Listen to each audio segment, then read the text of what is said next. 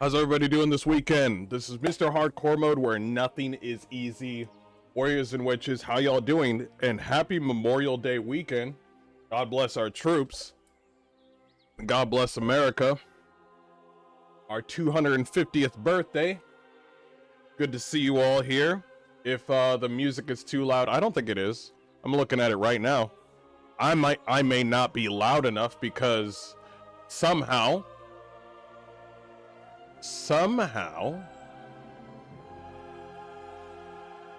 let's see. I'll lower the music a little bit. I got a volume booster. There we go. Bring that down. And yeah, for some odd reason, they like to reset your settings. And I'm just like, I keep on changing it in different ways. And I'm just like, yo, what the fuck is going on? And it keeps on going down to a certain particular number. And I'm like, I don't like that. I don't like that. I don't like that at all. I think that's pretty fucked up. You know what I mean? But it's good to be here. Good to have y'all with me. Good to have y'all with me. We got a lot of stuff to talk about. A lot of shit's going on. To have money. Hey, how you doing? Thank you for the sub. Much appreciated. I believe that the information should come over here on the side next to the OBS. I could be wrong. They lied? Yeah, of course they lied. Okay. Busted. Let's see. Sorry. Let me pull you guys up over here at Twitch on the other screen. I like to have everybody up on the screen. All these conversations between these streamers, I don't care about that shit. Wait, what? Oh, now it changes? The fuck? I changed the title again. Yeah, I already changed the title. What?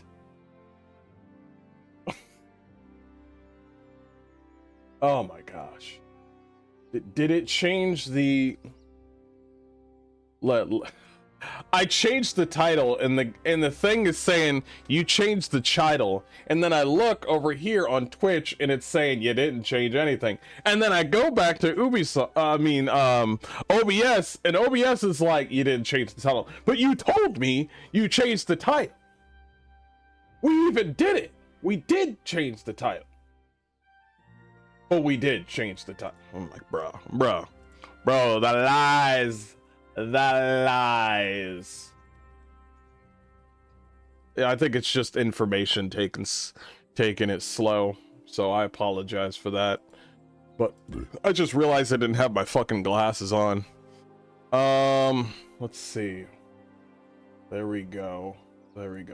But thank you so much for the sub. I appreciate each and every one of you for being here. We got to talk about Ubisoft and their complete and utter downfall. We're going to go ahead and talk about also another AAA development studio, Bungie, and their complete and utter downfall. And we're going to watch some React videos. And we also want to talk about... we got some trailers here. And I think I have one more thing. I mean, we got a couple of things regarding mixtape that some of you have shown me, because I'm gonna go ahead and react to those. And also we're gonna talk about, I want to talk about remakes, especially when it comes to Ubisoft, or remakes in general, because this is the shit that I'm talking about.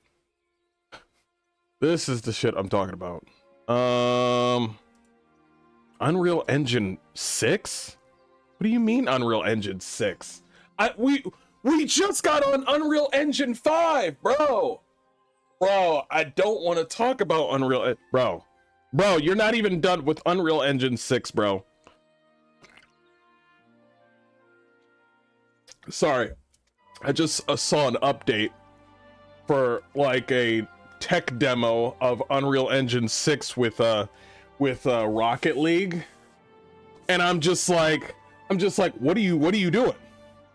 What are you doing? You need to do something with Unreal Engine 5. And then they'll say something like, well, part of that problem is actually the developers. And I'm like, you're right. True. That doesn't escape the fact that it's still your fault. What are we doing? What is the charge? Eating a meal? A succulent Chinese meal? Bro, I've been having so much fun playing video games with you guys. I got Total Chaos that I've been playing, and now we're playing an RPG that I'm trying to finish and completely. No games are coming out right now because we're fully loaded right now. We are fully, completely loaded with video games. We don't need to buy another video game or anything like that. We just don't. We just don't need to buy another video game. I am stacked, okay? I want to completely finish one RPG in full perpetuity. We're getting stronger, by the way. I've been playing a little bit offline, some stuff on the side, nothing related to the main mission. And I know it's time sensitive with the main mission, but it could still be done. What you need to do is you need to do a lot of the side missions. I think this is how the map layout is. The further along you go down the map, I don't know. With Pathfinder Kingmaker, the map is weird because you want to look at the map like things are region based when it comes to leveling. So I think the easier stuff is further to the left of the map, or either the top of the map, the top left where you start the game, and then when the further you get away from the beginning area of the map is when things get difficult. However, we still had that moment where just one area had level 8 rats. And I'm like, shit, we're level 3. We need to leave. And then we go down the road, across the street, and everything's level 1. And I'm like, I don't know the map anymore. I don't know the map. I don't know anything. I'm stupid. I don't know anything. So I just, I think this is what I'm going to do from now on, since I am on the hardest difficulty with that game. I am on the hardest difficulty, but I am having fun. And I do need to preface that when I was talking my ear off, talking everybody's ears off about like the difficulty, I didn't realize that you could buy a whole bunch of alchemist sort of like fire, like grenades. I could have easily dealt with the spiders if I just went back there and bought like 10 of each. And then I would have came back and thrown a whole bunch of fireballs. I mean, not fireballs, but, you know, alchemist fire shit. I could have done that, but I didn't do that. I wasn't thinking, and I'll take the hit on that. I want to let you guys know. I want to be 100% like clear with all of you that like I did indeed not think ahead. So there's that. I finally figured it out. I took care of that nest, you know, and I think the only thing that I need to do is respec at least one individual. And I believe, which character is it? I think I need to respec. It's either, I don't need to respec Amiri. It's no, she's fine. Lindsay's fine. Valerie might need to be respect again, but I could be wrong. I think the biggest one is probably Olivia. Olivia has been missing her shots way too much. Way too much.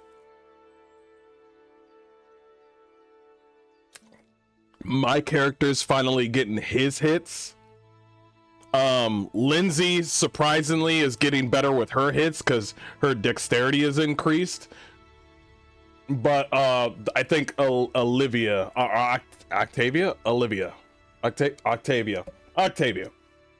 But I'll figure that out later. I love talking about RPGs and video games. I could rant all day about RPGs and mechanics and stuff, but we're not going to do that today. You guys might want to be glad that I'm not Pillars.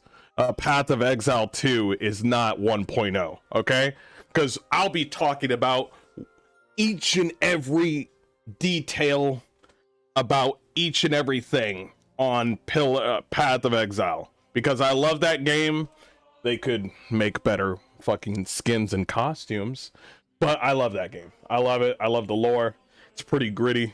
It's great. Let's go ahead and watch the trailers, and then we will move on to the reacts. Let's go ahead and do that.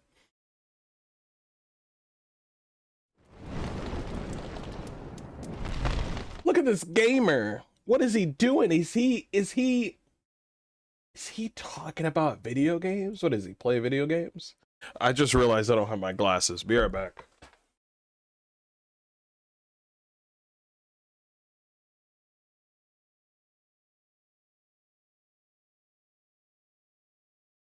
Okay, everything's in 480p when I don't have my glasses.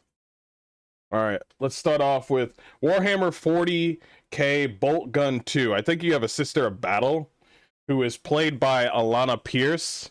I really don't care as long as she gets her job done and she has nice tits. So I'll play the game still. Peggy 18. Shit. Okay. Okay. Okay. Okay. 1 second. We got a problem. We got a problem. That's the problem. Okay.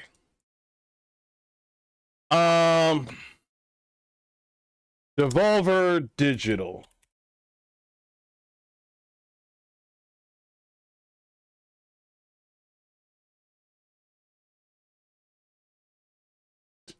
Yep. I thought so. Trademark song.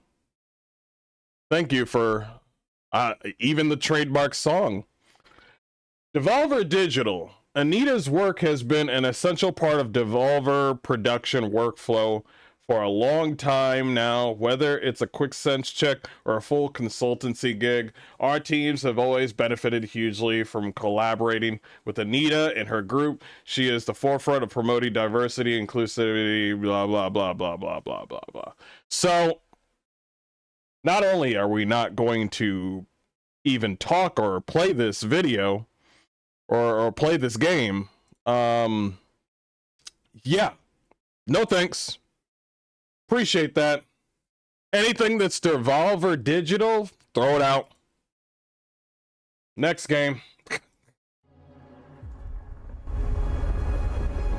Oh, China! Anita's not working with Chinese.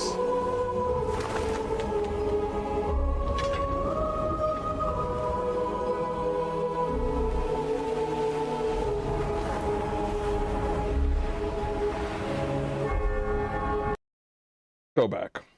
I want you guys to know something. The Asian market is coming, okay?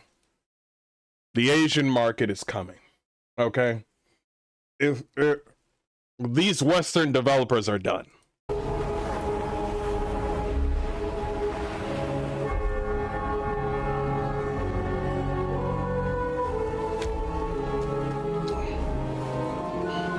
The only thing that sucks about Eastern developers is monetization, and also all their games feel the same. Devolver is an Australian publisher. Think Alana is Aussie too. Yeah, no thanks. All right, let's move on.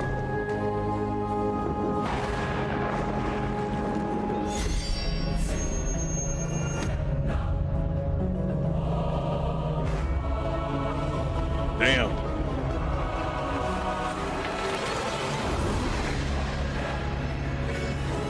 This is some Bloodborne shit.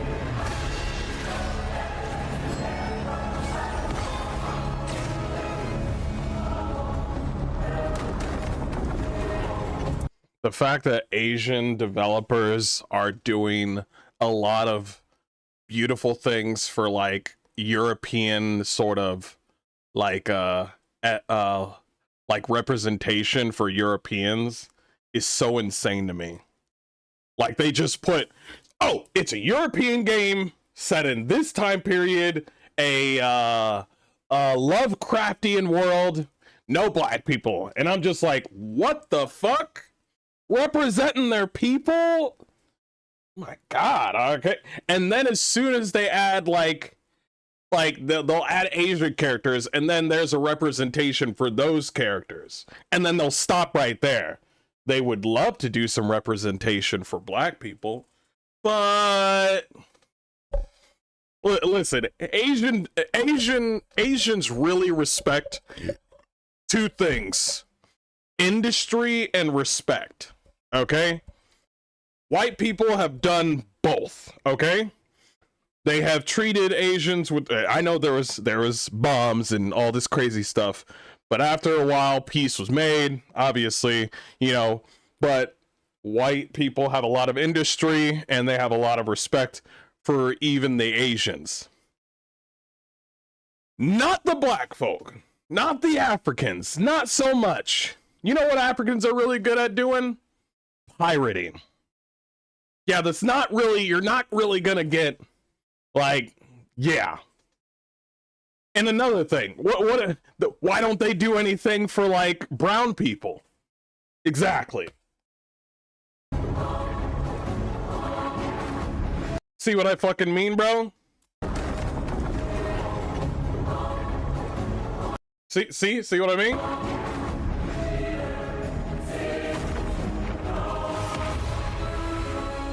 Now, here's the cool thing. When it comes to things that tie to like black people, like let's say Black Panther or like Storm from Marvel Rivals, they'll look at the great stuff that these two characters have brought, and then they will bring them in full perpetuity. They'll bring them and shine them like they will make them brand new, but still original to their source material, much like Blade is. A lot of people got hyped over Blade. A lot of people got hyped over like Storm and everything and Black Panther. They just did.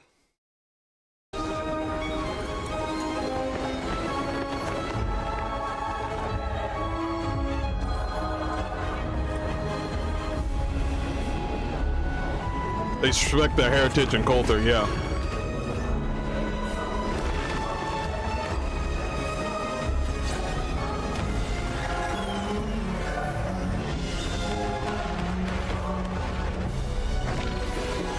Are they making a Chinese Elden Ring?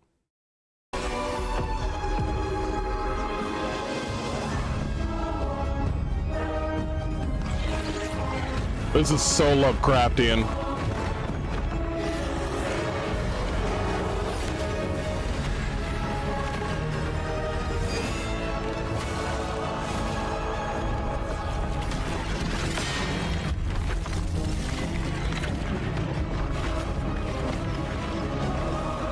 Damn. Lord of Mysteries. We'll have to wait and see what the game is. I can sense that the game is going to be open world.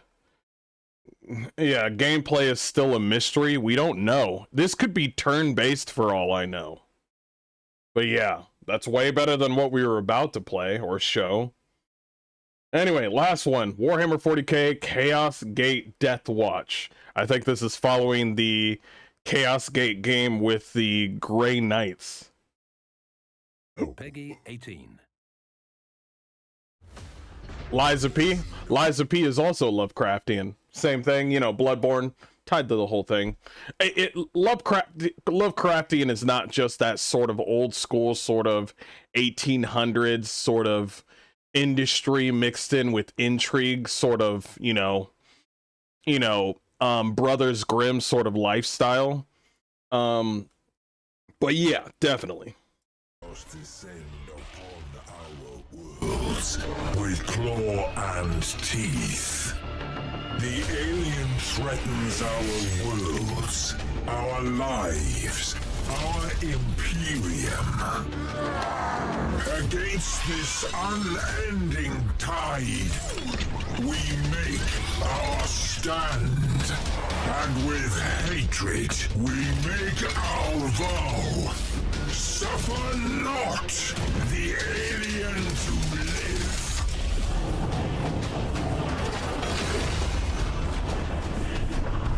Chaos Gate returns with a brand new sequel. Damn.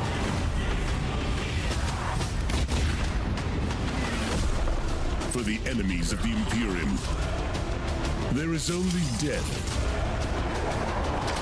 They scatter before the fury of the Death Watch. Damn. Yo, I like the effects.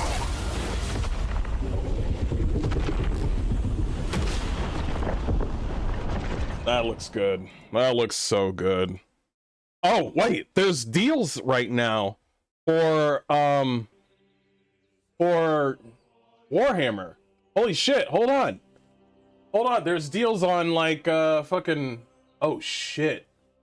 Wait, Mechanicus 2 is at, why is it mixed? Why is it mixed? I was gonna buy this. Why is this mixed? I was gonna get Warhammer Mechanicus 2. Why is it mixed? What happened? I'm a big 40k fan and love the first Mechanicus games, so when they announced the second part, I was beyond excited. But now that I have played some hours, like 17 hours, something just feels off. It does not recapture the atmosphere and flair of the first game at all. For some reason, the developers have taken out all the defining parts that made the first game so special. The soundtrack, the amazing customization. I don't know where that came from. Sorry. Okay, give me a second. Jesus. The amazing unit customization of the first game, the new pre-made characters are all vital to the story and thus aren't allowed to die in any mission. No more risk versus reward. What the fuck? When ascending into the Necron tombs, combat feels very shallow.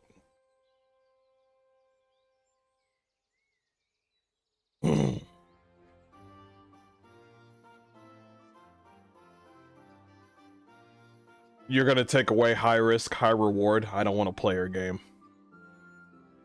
I'll just play the first one.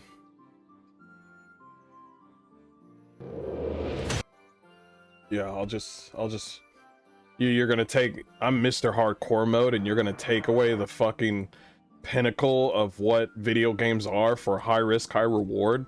Let me read another one. I don't know how to explain my thoughts and feelings on this. I think put simply, in the first one, I felt like I had a lot of control and ability to build a team that could handle problems that arose.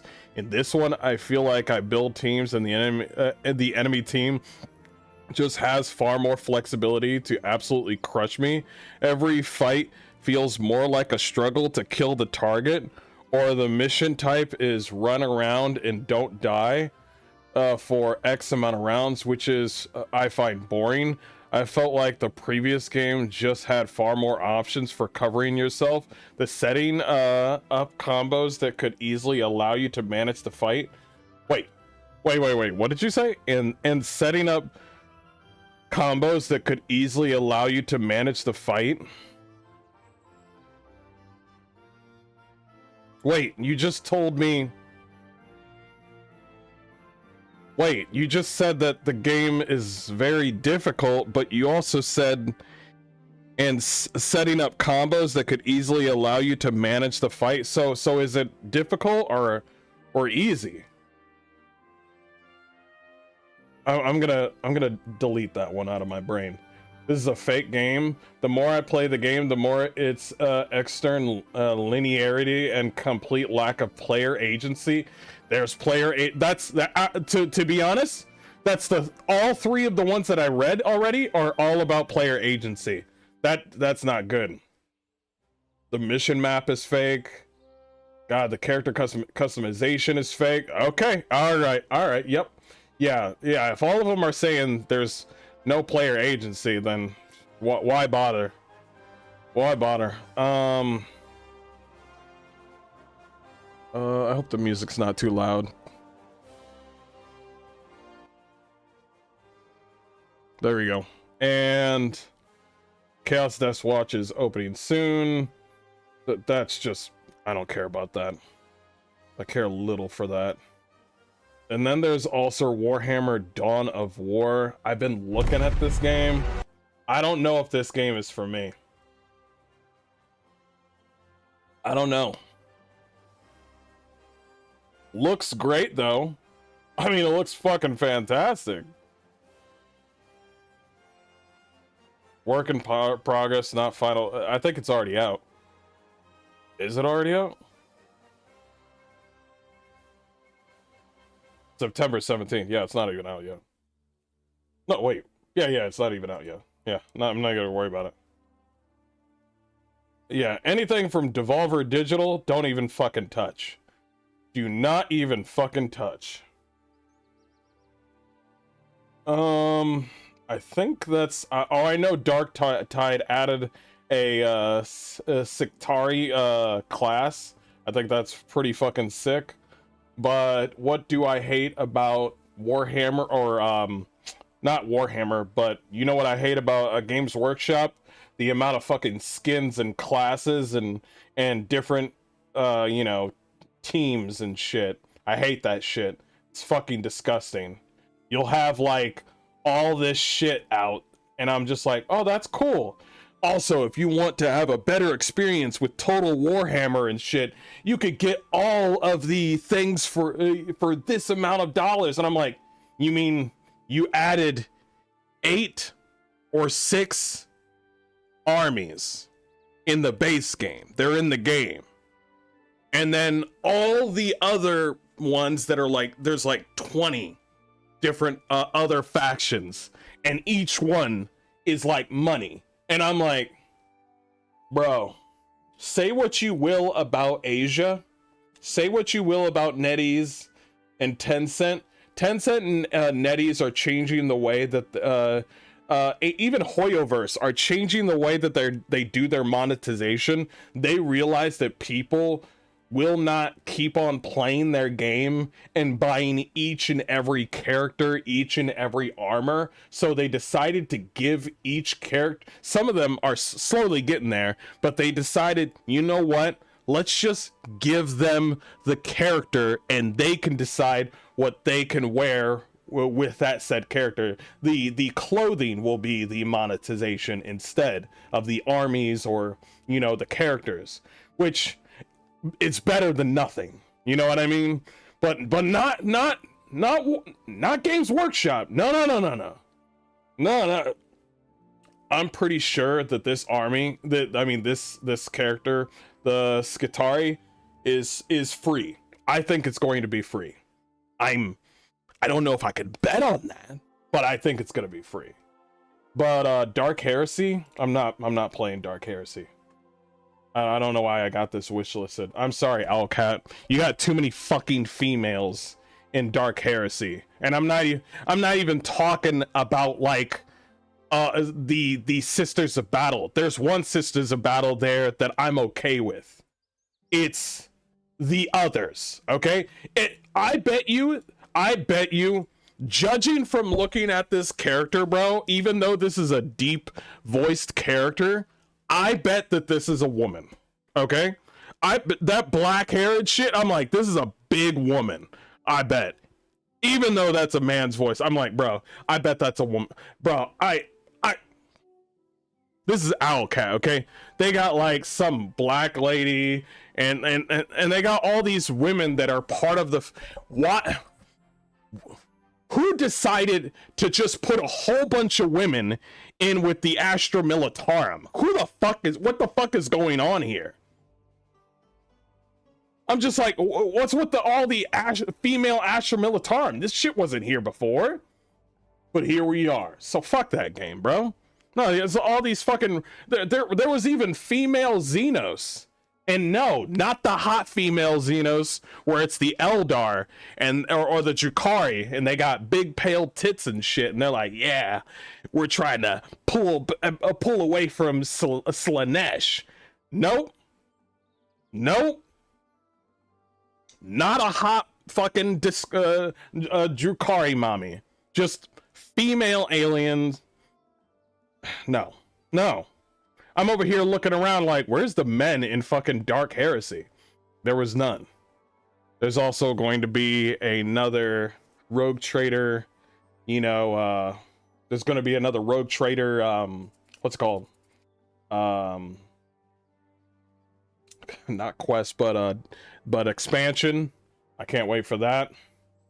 Battle sector, I'm not going to get that. Okay, I think the only one that I actually want is the first Mechanicus. I think that's the only one that I want. Where is it? I'll get it later. I'm not in any rush. We got a lot of stuff to talk about today, but that's yeah, can't be trusted. Yeah. Okay. We touched up on those games. Let's go ahead and talk about the giant elephant in the room, which is Ubisoft. I hope the music isn't too loud. I'll bring up the music just a little bit. Okay. Appreciate you all being here. How you doing, Tekla? Rez? Equilibrium? How you doing? Okay.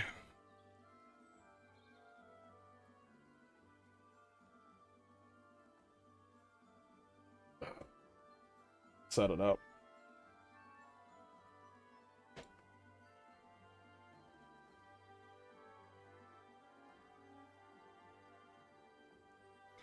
How's everybody doing? This is Mr. Hardcore Mode, where nothing is easy. Warriors and wenches, how y'all doing? And happy Memorial Day. Thank you to our troops.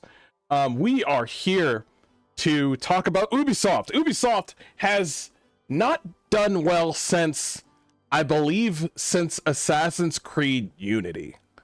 Ever since Assassin's Creed Unity, things have gone downhill. I knew things were going to get downhill with Ubisoft as soon as I was playing Assassin's Creed Unity, which is still a good game. But there's a certain chest in Assassin's Creed Unity that takes you straight to the Ubisoft store. And I was just sitting there on my console like, what the fuck is what is this shit? The fuck is this? You just took my fucking immersion. Ever since then, I didn't care about the bugs. I'm glad that they fixed it, but you remember the whole ripped up face shit with Unity? They fixed it, luckily. They should have this shit fixed on day one, but whatever. But that's when things were going to go downhill. I didn't give two shits about Assassin's Creed Origins. I thought the story between him losing his father and the main character, he lost his son because of him. I thought that was interesting, but all in all, I didn't care about it. And also, they added RPG bullshit to fucking Egypt. I mean, to fucking Assassin's Creed. This is when they started to add that bullshit with RPGs. Then Assassin's Creed Odyssey came out. Beautiful game. Didn't give two shits about Cassandra. I thought the Cassandra thing, having the whole thing, but to have a male and female. First of all, Assassin's Creed is a male genre. I don't care what anybody else says. It's a male males play the game, and males are what we get in Assassin's Creed fucking video games. But ever since fucking Odyssey, this is what they do, where they're like, well, a man can be in the game and a woman can. And I'm like, well, you're gonna make them look like women? No, we're gonna make them have the same body as the male. No, bullshit. Absolute fucking bullshit. And also, has it ever occurred to you that people and characters and culture will react differently depending on your gender? Guess it never fucking occurred to them. I like how in most Assassin's Creed games lately, that they'll talk about, oh, the history, oh, the lore, oh, they do this and that, and then they don't do anything about it. Okay, we're talking about, like, what is a woman doing here? Why is this man wearing fucking, these, why does this assassin have all these fucking weapons on his back, and he's walking in restricted area, and we just don't follow him, and we just lose. Like I understand losing him, but the fact that you could leave a restricted area and then they just stop, and the whole man, there's just so much where I'm just like, okay, all right, you're gonna go into the past, but you're not gonna do anything that is related to the past. Newsflash, there was a lot of dark shit that they did in the past, but they don't want to touch up on that shit. They don't want to do that. And this, and even more so when the latest one, which was Assassin's Creed, by the way, you remember what I told you about Assassin's Creed having a male and female choice? Well, then they just had Assassin's Creed Hexa, where then you're gonna play as a female, and I'm over here like, this is bullshit. It's a fucking male dominated fucking feature. You remember Damien or Desmond, and then they made him a fucking fag? You remember that? Yeah, I remember that. Anyway, now we got Assassin's Creed Hexa that's gonna be like man bad, but the lead creative like game designer was like, he just left. He just bolted. No, he got fired. Yeah, he got fired. No, he didn't get fired. I apologize. I'm getting my information wrong because I'm thinking about like 3 different things related to Ubisoft. He left. So if your lead game designer left, I don't know what to tell you. This game is fucking dead. The game is fucking dead. You're gonna make me play as a fucking female assassin that is a witch. So, and also, here's the thing. With Assassin's Creed, We had a very specific grounds for these games. We said realism is up here. Realism is up here. We had a little bit of a fantasy in Assassin's Creed. Ever since Origins, that fantasy went straight up. Straight the fuck up. And they fucked up the whole fucking industry. Also with their DEI bullshit, which we'll talk about later. But anyway, let's talk about Ubisoft. Their stock is crashing after the company announced massive financial losses worth billions. For years, Ubisoft was one of the biggest names in gaming, but recently the company has struggled with expensive game development. You have 16,000 or 19,000 fucking developers. What the fuck are you doing? Fire everyone except 200 to 300 people and focus on one game. And one game that's going to bring back people. That's it. Also, back your fucking store up. Way up. If we see a store in your fucking game, that's the none of the stuff that I say matters. They can't make games anymore. At this point, the Ubisoft is getting eaten while they're trying. They're literally getting eaten way faster than they're making. You know what I mean? It's like, well, I'll make another game and things will get better. It won't. If you made one game or two new games that were bangers, you're still fucked. Delayed releases, canceled projects. I think they also canceled fucking Assassin's Creed Hexa. That's information on Hexa keeps on fucking changing, bro. It's like, oh shit, it's coming out. Oh, somebody just left. Oh, the game is still running. Oh, the game is in hiatus. Prince of Persia gone, and thank God too. Every time, I want you guys to know something. If they are making a remake, that means that their whole process of making games are fucking dead. We're not even talking about Ubisoft anymore. If there is a developer out there that is making a remake instead of making something brand new, talking about you, Square Enix, they're lost. They're lost. That's what it means. Weak game launches, players stop trusting Ubisoft. Now, after reporting huge losses, investors are increasingly worried that Ubisoft lost the ability to deliver good games. You're going to get eaten up by Tencent. Okay, Tencent is going to take your shit. And this is what Tencent has been waiting for. Tencent was like, we'll take a piece of you. All the good pieces of you. And now, since Ubisoft stock is going down, guess what Tencent's going to do? That's right. Tencent was just waiting for you to reduce in price. You thought Tencent was there to help? They're not fucking there to help. They're here to gain. They're here to gain, baby. Guillemot is not going to be there on the last final day. Guillemot is there to be on the yacht. Guillemot wants to be there on the yacht with his family, enjoying hors d'oeuvres or snails or whatever the fuck he wants.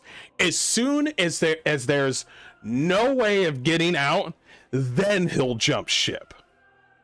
There's no like, oh man, I want to be here because Ubisoft is my baby. As soon as anything, well, I mean, he's set for life. He's an old dude, so I don't know what the fuck he's doing.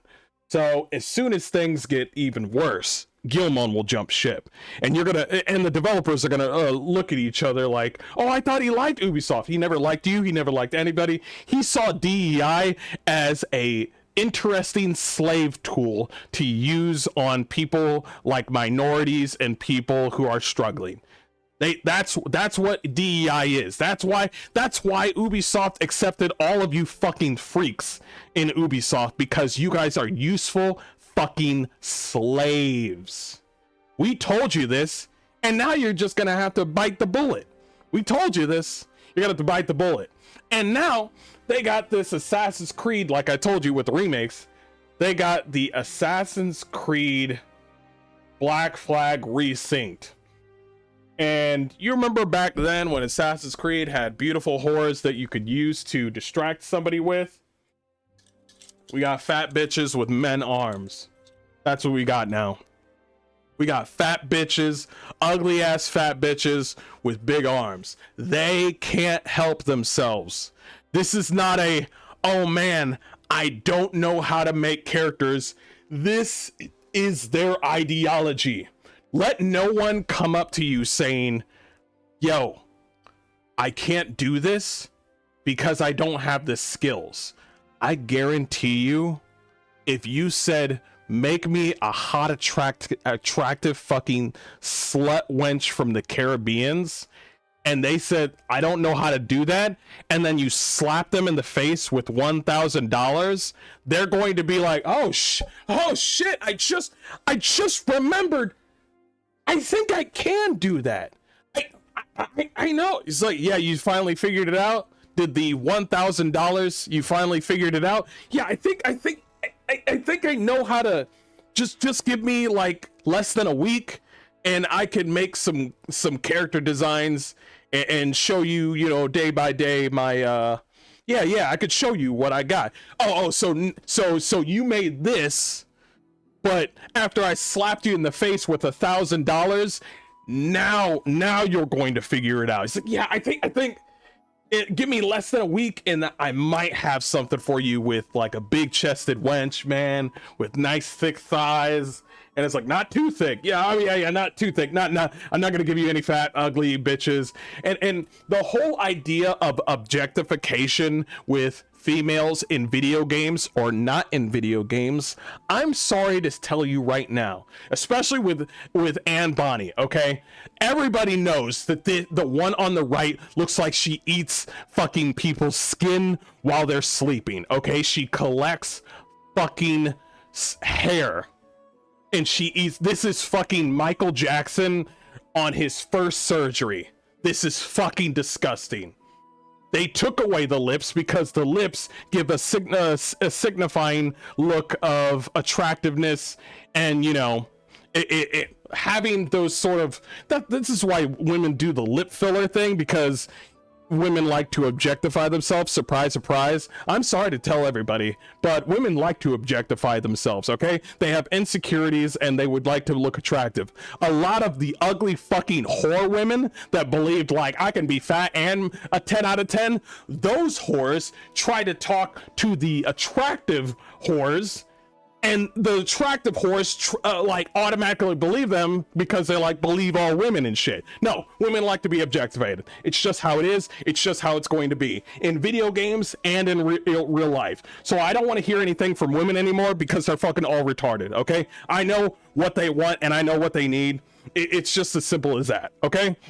Women are easily able to, this is why women like to say like, I want a man that is left leaning with a fucking right wing body. What the fuck did you just say, bitch? You just want a man that believes all your politics, but you want him to have the fucking the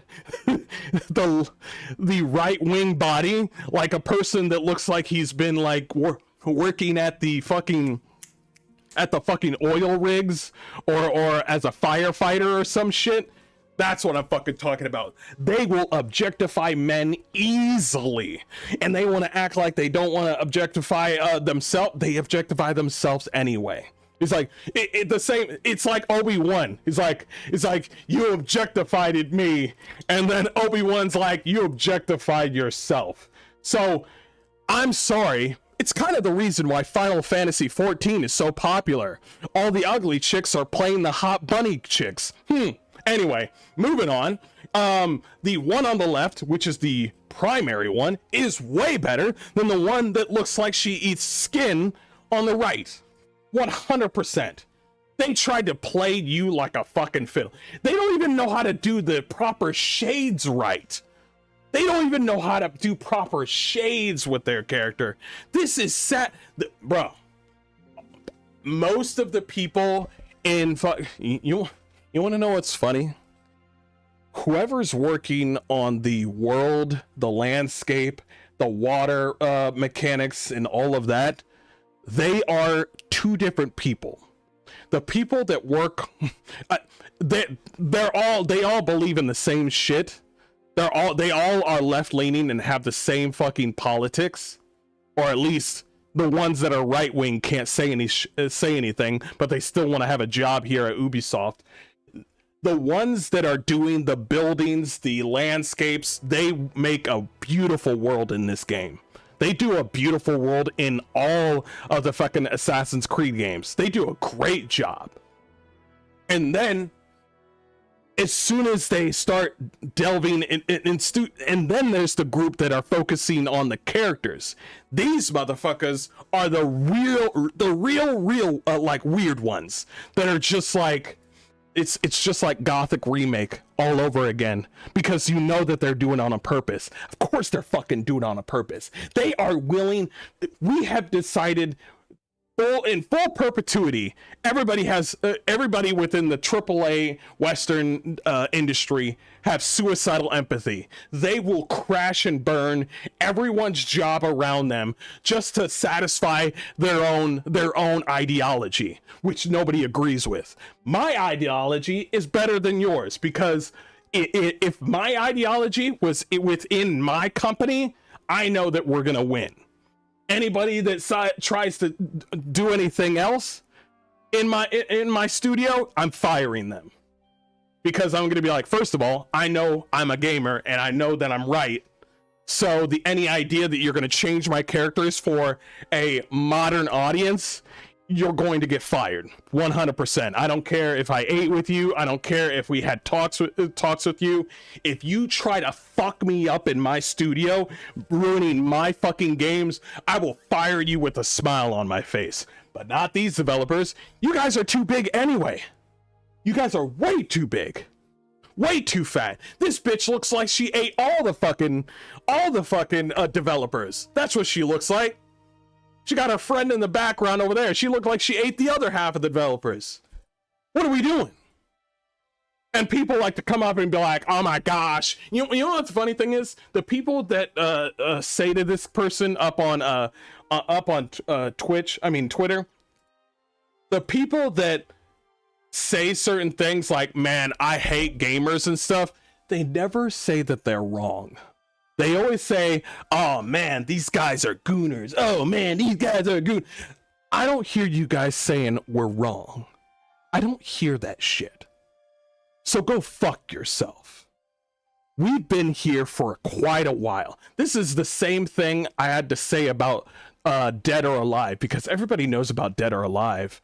My main man, I forgot his name. It's a long Japanese man. May he rest in peace. He made Dead or Alive. The man likes fast cars. The man likes smoking. He likes whiskey, and he likes hot women. And that's what he made. And then Phil Spencer was like, man, he was my best friend. Fuck you, Phil Spencer. Anyway, back to Dead or Alive. But people were talking about Dead or Alive's female characters like they knew what the fuck Dead or Alive is. And he said, some random person was just like, oh man, well, Dead or Alive, man, our next Dead or Alive game, it's gonna be great. But they also need to have, they can have the attractive fucking costumes, the hot, sexy costumes, but they can also have cool costumes. And everyone down in chat was like, fuck you, you fucking tourist. You're the fucking problem with the gaming industry. I was sitting back and I was smiling. I was like, bro, I don't even need to say anything. I don't even need to say anything. It's people that make this.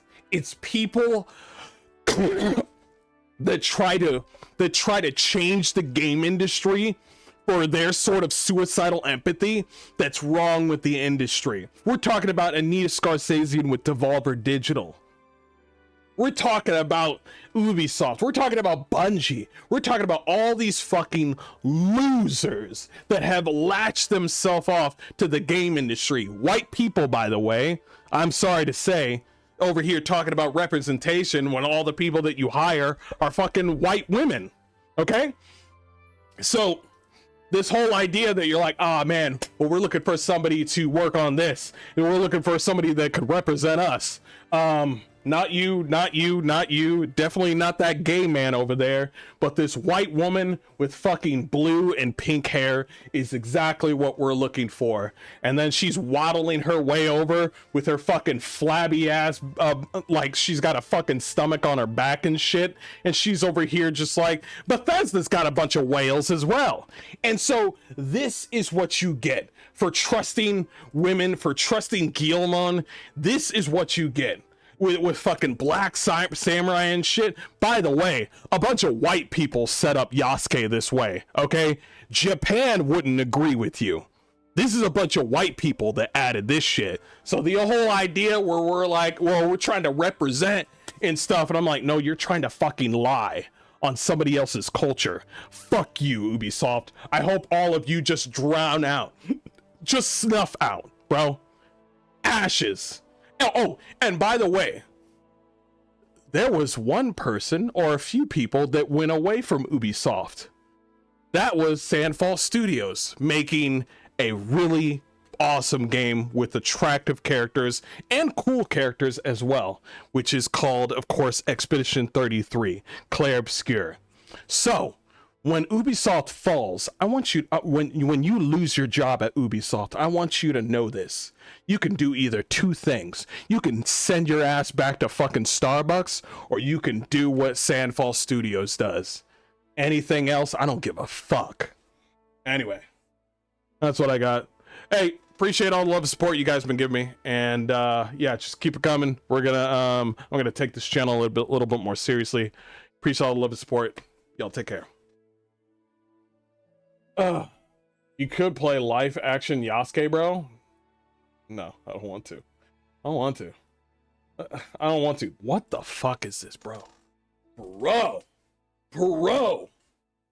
They are playing you, bro. They are, bro. I like the,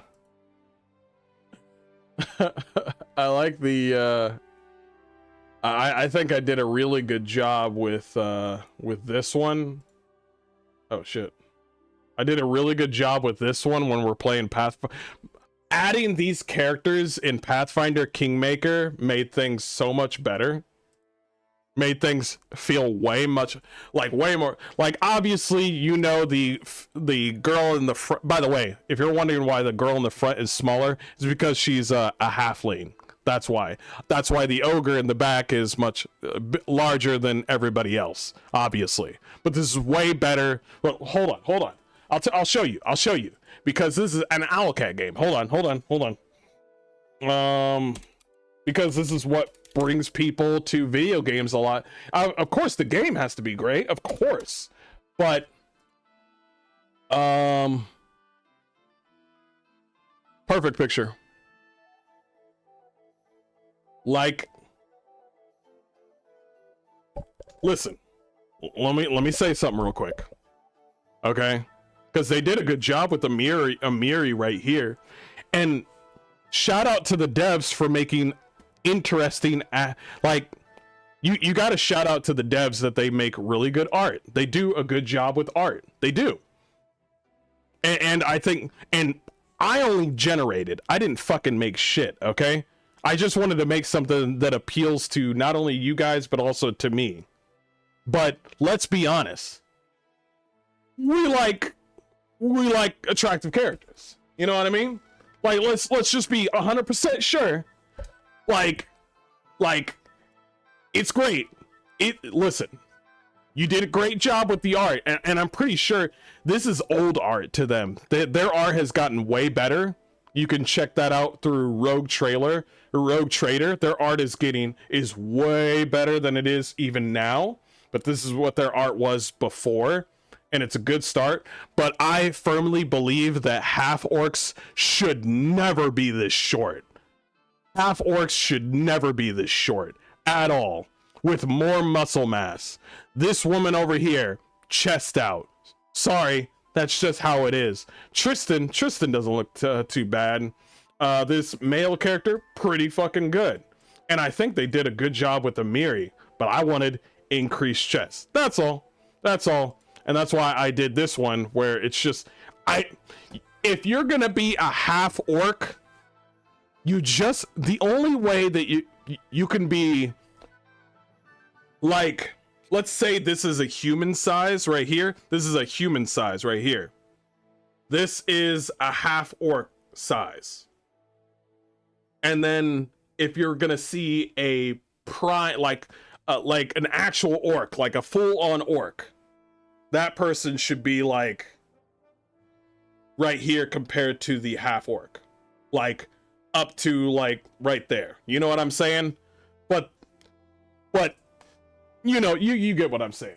Yeah, the orc is too thin. It's too thin. Yeah, he should be huge like the one in the back. And this is just a half orc. And then if there was an orc, like a full-blooded orc, he should be way bigger than everybody here. That's what I believe. But if that's what they want to do, that's what they want to do. More power to them. And then here is like, I mean, you've already saw it. Like, I mean, duh.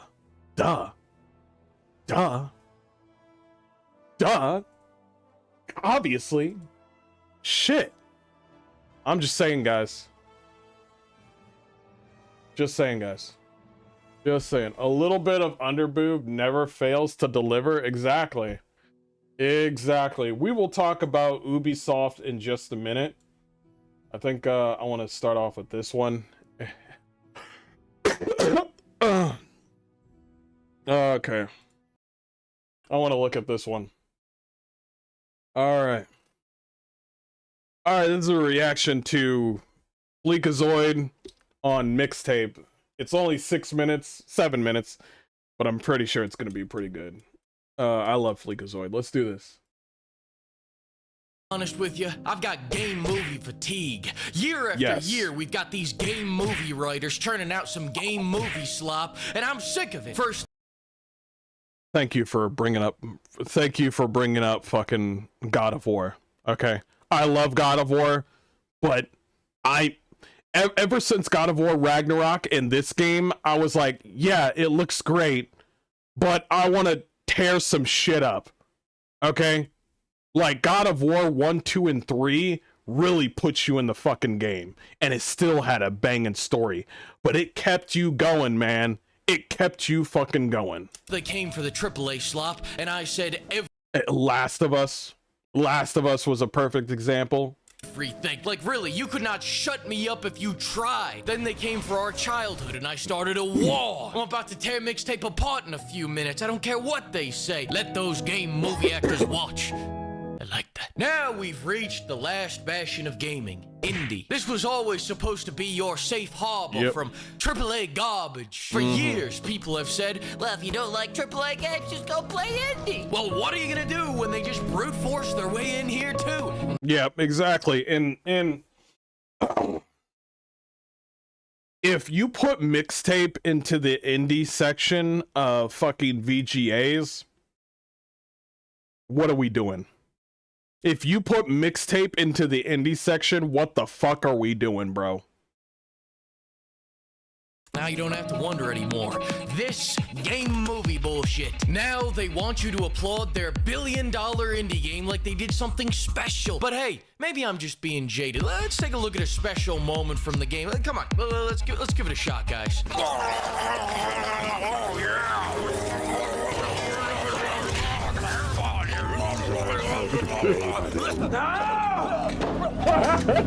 yeah. True Detective. Listen. I firmly believe that it's a bunch of people that couldn't make it into like movies or anything because they're fucking losers, and now they're coming over to our space. Oh, perfect example. J.J. Abrams is trying to make a fucking video game because he failed at Star Wars. He's doing the same fucking thing. His game looks like trash. Same fucking shit, bro. J.J. Abrams is here. He came into the fucking Summer Game Fest or the VGAs last year going like, I brought you guys a game, even, you guys know me, I'm J.J. Abrams. Fuck you, J.J. Abrams, fucking up Star Wars. Fuck you. If J.J. Abrams is here to get into video games, knowing very well he shouldn't fucking be here, then it's going to be people like Mixtape. That's it. No more shots for you. I gotta take as many shots as I give. My liver can't take it anymore. Which reminds me, have you ever seen a MILF shake? Well, you can at the link below. This was the only safe for work product. Be sure to use code PIMP to get 10% off. Nice. Seriously, I don't know how many more of these game movies I can take. Yeah. At this point, it's not like anyone even takes IGN seriously anymore, but they've got enough money to annoy me on a daily basis. Some random freelance writer slaps a 10 out of 10 on this. Now That fucking fat bitch, Simon. Fuck you, bro. I gotta talk about it. So let's talk about it. Mixtape is a game that's supposed to be indie, you know, True, despite the fact Kage. that they've spent more on licensed music male than feminist. most games ever make. Because, you know, with such generous licensing fees in the industry right now, Wait. What did he say? How much? supposed to be indie, you know, despite the fact How that much they does it spend cost? more on licensed music than most games ever make. Because, you know, with such We licensed Don't Fear the Reaper to use and pray for 10K back in 2026. Nowadays, that same song would cost 150K. We tried to license songs for recent games in the past 2 to 4 years, and the prices are insane now, so we had to pass. These music license companies seem to think... Bro. Good lord, bro. Indie. How many tracks are in Mixtape? 30? generous licensing fees in the industry right now, every scrappy solo dev should be able to pay 400 grand per song, right? And how can we forget about that indie charm of sending out expensive merch to all the reviewers and content creators? What, you think putting a gold bar in a goodie bag is a bribe? Well, it is. But they didn't do that. And legally, I need to make this very clear so that I don't get sued by this chick's billionaire father. I can't afford a lawyer. I'm a baller on a budget. You think they can't be an indie dev because their father is a billionaire? Listen, just because they've got a team of 30 people and millions of dollars backing them, that doesn't mean they can't be a scrappy indie too. Yeah, exactly. Just listen, just because my dad and my mom have met Elon Musk like 15 times doesn't mean that I can't just, make myself a small indie team with $50 million under the belt. We're just trying to listen, we're self-published, we're doing the best we can. Listen. My dad is sending me another 50K, right? I mean another 50 mil. Okay. Stop yelling. Listen, I'm just trying to make a small Elden Ring game. That's all I'm trying to do, all right? That's all. I'm just trying to make a small Elden Ring game, okay? Your prejudice. You people can't stand the sight of a young billionaire making their way out of the streets of their gated community. A billionaire that has more than nothing to work with, all the support money can buy. You don't know how hard it is to have this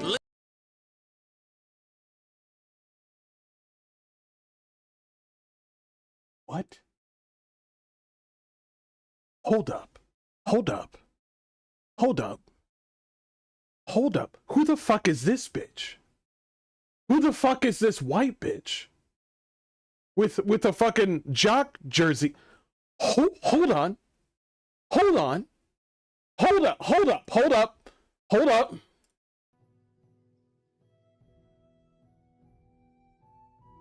Let's see what I was playing. Hold up. I want to see my gameplay. Look at you slowing down.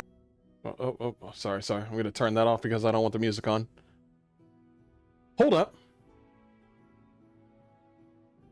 Stay right there. Stay right there.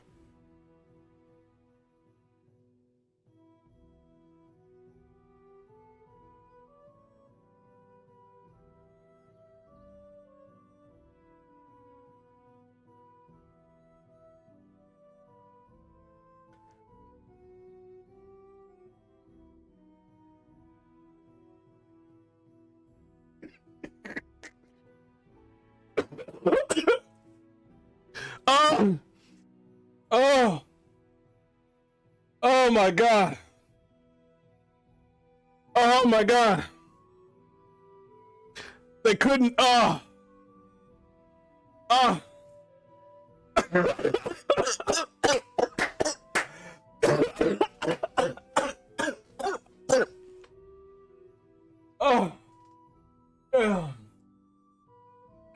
Oh my God. Oh my.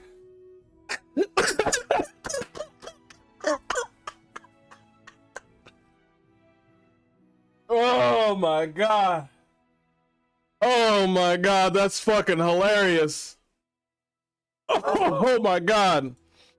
I was like, who's this new bitch? To be fair, it's a brand new IP. To be fair, it's a brand new IP. But you know what they would do to IPs that are well known, right? Hell, we got Helen of Troy, who's fucking black. So, yeah. Little to struggle with. We started from the top, now we're here.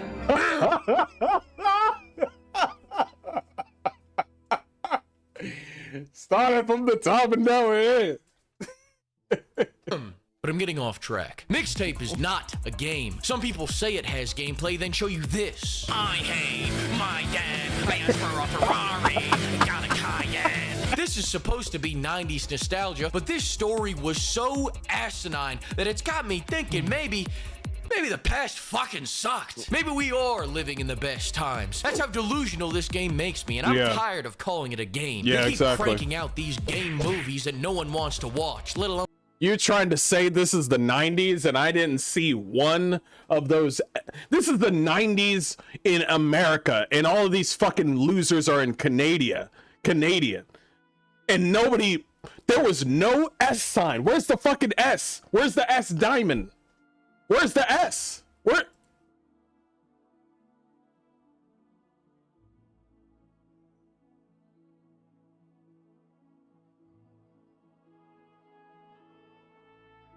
Where the fuck are these, bro?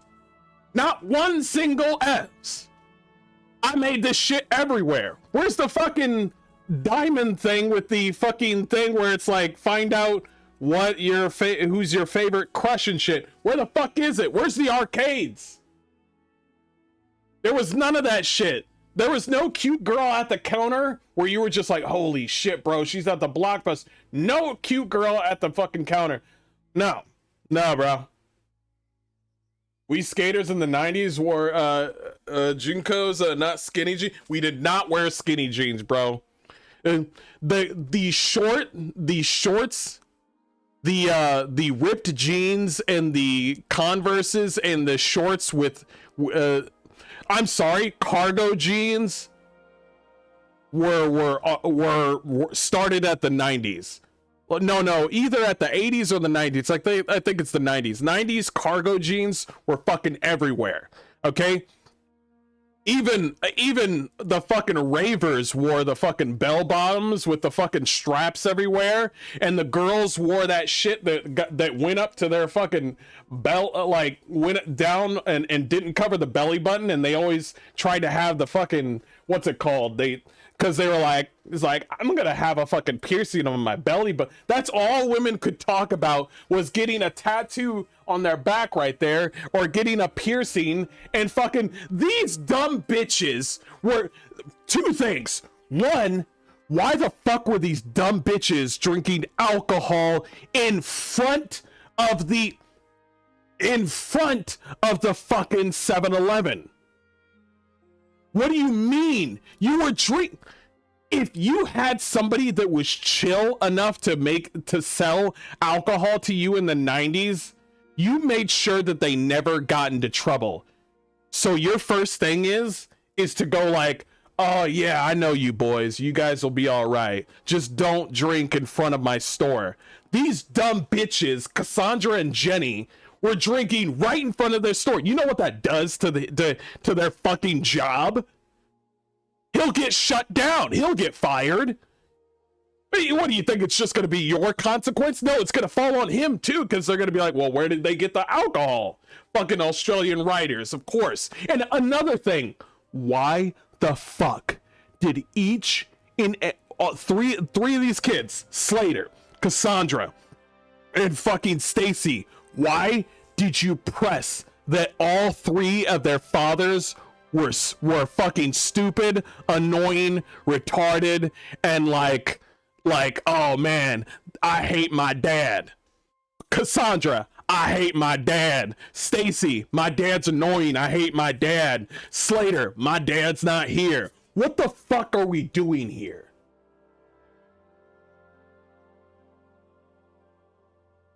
Play. These are failed Hollywood actors that devolve into game movie actors to pretend they matter. All these game movie actors just Tramp stamp at a navel ring. And admit it, you don't want to be a game movie actor. You're game for pay. So stop Game slapping for pay. around joysticks and go back to ruining Marvel movies. My culture is not your costume. True. Pride Month is early, sucker. Welcome to Game Pride Month. Twinkle, True. twinkle, star. And listen, I'm not saying these people are only in it for the fame. I'm sure they're in it for the money too. They're True. planning to have a theatrical release of the whole 3-hour experience. You know what doesn't have that?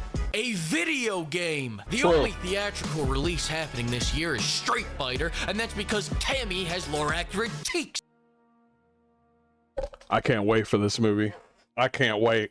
Mixtape Blue Guys. Wait, sorry. Mixtape blew it, guys. So instead, they want every indie game award and an Oscar. Your greed sickens me. Listen, True. stories are great, but you seem to be forgetting that this is a video game. And the nice part about a video game is that after the cutscene, you get to play the game. If I cannot play the game, it's not a game anymore, is it? Exactly. I mean, you know, I'm the type of freak that likes to game and watch. Call me Mr. Game and Watch. Game and Watch? Yeah, I hope they do. I had nowhere else to put this joke, so it goes here. Frick you guys. Anyway, were you We are approaching what Pride Month? What are you talking about? There's no fucking thing as Pride Month. What the fuck are you talking about? Pride in your country, maybe. What the fuck are you talking about? That's the only pride that I know about. really shocked by the 10 from IGN? Were you really shocked by that rhyme I rhymed? This is a movie for failures from the 90s that still blame their parents for being born. The last Exactly. indie game they played was Cuphead, and they couldn't even beat the tutorial. They're still butthurt from that, so anything with gameplay is gonna get a lower score. Remember when they gave Crimson Desert a 6 I will never forget. out of 10 because they had to think? Look, we all know critical thinking isn't their strong suit, and sure, people accuse them of using AI. But you gotta cut them some slack. They can't even spell AI. Anymore, the lower the score.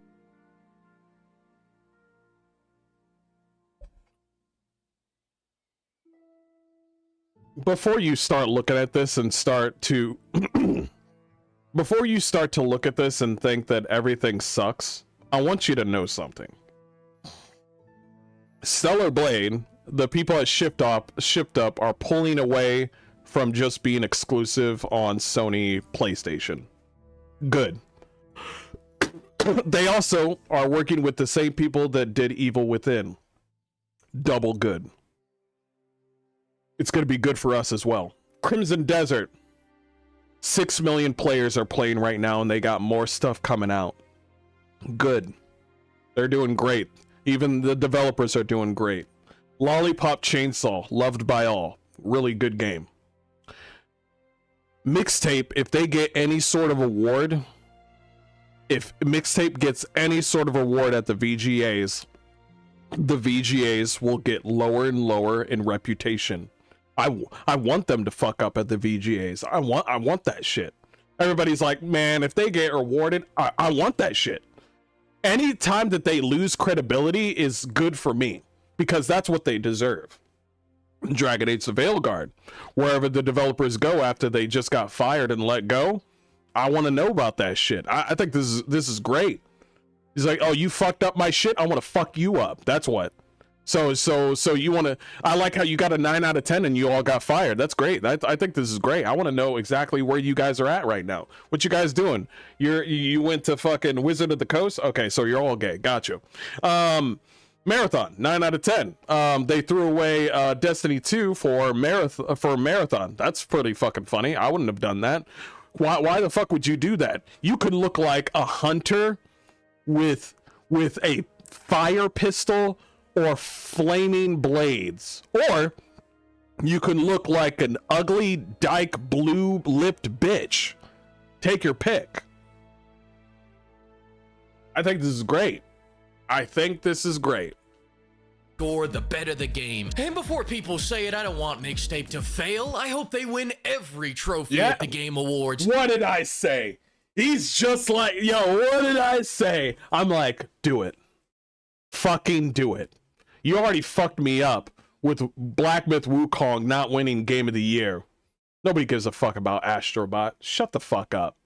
That way they can melt them down and recoup their dev costs. Fortunately, these awards are only metaphorically worthless, especially when you see how Expedition 33 stole every indie game award despite having a shoestring $10 million budget, large experienced team of developers, and yeah, they're not indie. They're AA. complete support of every gaming journo in the industry. With an That's almost AAA too. ivory tower like that, poor Pizza Tower never stood a chance. What it also had going against it is that it didn't even come out in the same year as this. Who wrote this script? Wait, they didn't come out the same year? What had going against it is that it didn't even come out in the same year as Wait.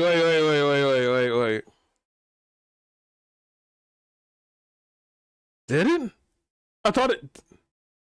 Sure. this. Who wrote this script? Damn, I did. What even is an indie game anymore? When I think of an indie game budget, I think of $100 to a failed Kickstarter. Not unlimited money from your billion-dollar daddy. Seriously. Mixtape is the billionaire's equivalent of giving an iPad to your daughter so she'll leave you the hell alone. All these companies heard we like indie games and are trying to dress up like scrappy upstarts. Can't wait to play 2026's indie. Yep, they fucking tried to do that with fucking High Guard and then they were hired by Tencent. Get the fuck out of here. Game of the year, Call of Duty 27. And I know I gave Mixtape the business, but I really love this game and can't wait to play it over and over again for the rest of my life. In fact, I rented out a whole theater so I could enjoy it fully. Are you reading from a teleprompter and you just got hired and paid by fucking Annapurna or something? This sounds exactly like those people say on fucking Twitter saying, I really like this. You sound like that one guy in fucking Kinda Funny Games that was just like, man, the title or the quote that they have on here, you're not going to listen to what you had, but who you were. And that sort of just blew my mind. And I was like, you're fucking gay. Myself. See? Exactly. He's being held at gunpoint. This fucking game. Who the greenlit this? And I told you not to use that picture. I got a double check.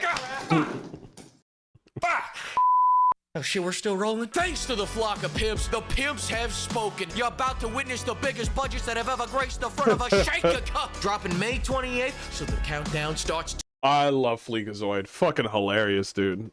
He's like, and cut. Exactly.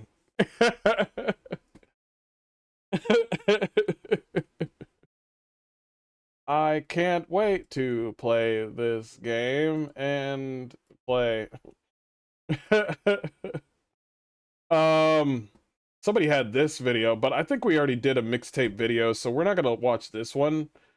I think, well, this one's from 3 months ago. This one's from a day ago. This one's 11 minutes. Let's see. Try it out. Why not? This is from Peep. You're not crazy. Here's why modern games are bad. Games from 2000 were like 19 of the last 23 U.S. presidents have been members of the Trilateral Commission. The Trilateral Commission is financed by the Rockefellers and the Rothschilds.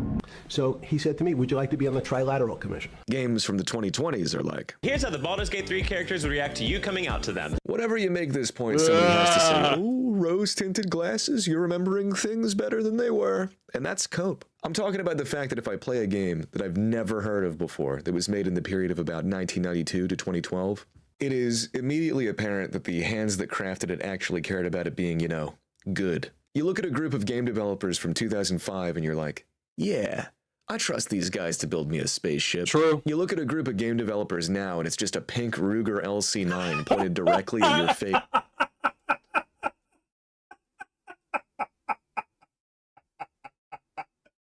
That's so true. The pink gun touch was perfect.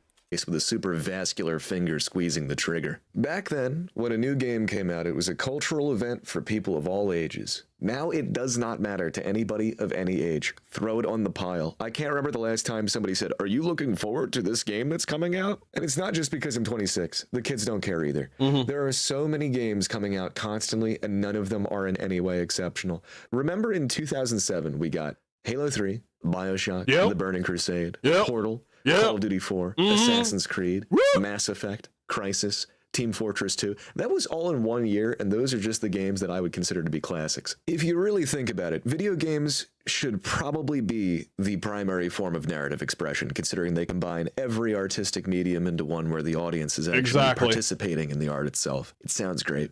So why are they all dog shit then? The games I played when I was young had themes of perseverance in the face of impossible odds, skepticism of power structures and government, doing what's right and difficult over doing. The reason is because we have a bunch of theater moms and male feminists that are coming into the game industry not knowing what the fuck to do. They tried to make it into film, but now they're here not knowing anything, and now they're queer, and their first thing is to eliminate masculinity, eliminate questions, eliminate fun. Because why? Because, well, I'm fat and I'm ugly and I got purple hair and I don't want men to have fun. I want me to have fun. That's what happened. That's also, you can thank Black Rock for a lot of this shit. That's what happened. You can thank Phil Spencer for a lot of this shit. That's what happened. Doing what's easy and immoral. All good things. Also COVID, COVID amplified it. It's like a complete wholesome meal. Games used to be good simply for the sake of being good. They forgot that video games are primarily dominated and made for men, and it still is, but they keep on forgetting. That's how you moved copies. You made a good game. I've always thought that you could for the sake of being good. That's how you moved copies. You made a good. See what I mean? See what I fucking mean? By the way, never let anybody come up to you saying that you're a LARPer or that you're not a gamer or some shit when you've played maybe a few consoles. That's fucking bullshit. These are the same motherfuckers that would play a fucking mobile game or say something like, well, did you like try to figure out how to install a certain like subsection on your old PC back then, and you had to try to figure out how to install something on your... Shut the fuck up, you fucking old fart. I played Halo 2, I'm a gamer. Shut the fuck up, dumbass bitch. Game. I've always thought that you can evaluate a piece of art's merit based on what thoughts you have while you participate in it. Back in the day, games got you thinking. Now, every game seems to say the same thing if they say anything at all. The narrative always revolves around some sort of intolerance, not because it's poignant, but because it's in vogue in the mainstream media, and the manufactured controversy around it will sell more copies. Don't get me wrong, that is a totally reasonable topic to address in your story. It's just weird when it is every single time. We're eating McDonald's chicken nuggets with barbecue sauce all the time for every meal. All the time. When you participate in these sort of things, you're just kind of... All their stories are feminist gobbledygook that are all the same. It's some fucking privileged fucking female or male feminist that is like, oh man, somebody has more than me. I'm the downtrodden. Revenge kick. That's what Last of Us Part 2 also did. It was all the fucking same. They got rid of Joel. Now you got Ellie with one less finger, and now she looks completely miserable. Wow, thanks. I appreciate that. Yeah, that's so great. Yeah, that's so nice. I can't wait for the next one. Oh, you got Intergalactic with a bald-headed, ugly-ass bitch? Oh, I can't wait to play that game. And I'm thinking, like... As soon as everyone stopped vilifying games and accepted that perhaps it was the pharmaceutical speedball of legal Yeah, I miss the days where, see, people are complaining about the vilifying of games. I miss that shit. I miss the vilification. Now the people that vilified games are inside the gaming industry. That's what you got right now. That's what you got. Everybody, you're wondering why the fuck. That's because they were from the outside. Now they're inside. Amphetamines and deliriants kids were given for being a little bit sad. that was causing mass shootings and not the interactive entertainment. They somehow lost all the things that actually made them useful to kids. I'm not joking, you can look it up. It's pretty much exactly 6 years ago when the violent video games narrative collapsed. And then we really started to get the slop poured down our gullets more than ever before. At the exact moment that a truly useful medium of entertainment became mainstream, it was neutered. We've lost that part of video games that had artistic merit and could be intellectually stimulating to the player, and we have instead replaced that with the slot machine, bing bing wahoo, dopamine, oh be good to me, morphine drip. Case in point, Marathon. I know it's almost insane for me to compare a Doom-like from the 90s to whatever this is, but This is because it looks fucking gay. There's too many fucking colors. There's nothing going on that actually has any redeeming quality. It doesn't have that masculine grit to it. And you're just walking around looking like a fucking gumball machine, trying to fuck up other people that look like gumball machines. And there's no defining grit to it. What about having destruction on the map? What about having the killing somebody and then it has that gurgling sound when they die or anything like that? Some sort of animation when they die. Nope. When they die, a bunch of blue and pink shit is everywhere and shit. That's what you have right now. Also, when they started adding female characters to fucking video games, talking about you, Battlefield 6, that's the shit that got me. That's what Bungie's doing. Just compare and contrast the vibes for a moment. Just aesthetically. The original Marathon is this creepy tale of a mad AI. And He's talking about exactly. Introduce text logs to expand the game's world building. The Marathon reboot is like, what is this? How are these two even related? Look at this garbage fucking color everywhere. Nothing makes me want to stay. And yet you hear all these fucking Bungie fans, we'll talk about this later, you hear all these Bungie fans going like, well, I'll just eat whatever Bungie has on the fucking table. That's because they're fucking cocked out of their mind that they can't get out of that shit. That's why. You're either cucked out of your own mind as a man, or you work there and you benefit from it. An art controversy thing aside, genuinely, how did we go from story-rich, plotting horror FPS adventure to... Oh my god, bro. All this shit on your fucking face and shit? What is all this? I've got a question for you. When is the last time you heard a squeaker in a game? Back in the day, everyone played the same games. Everybody from age 6 to age 50 was playing Halo 3 and Modern Warfare 2.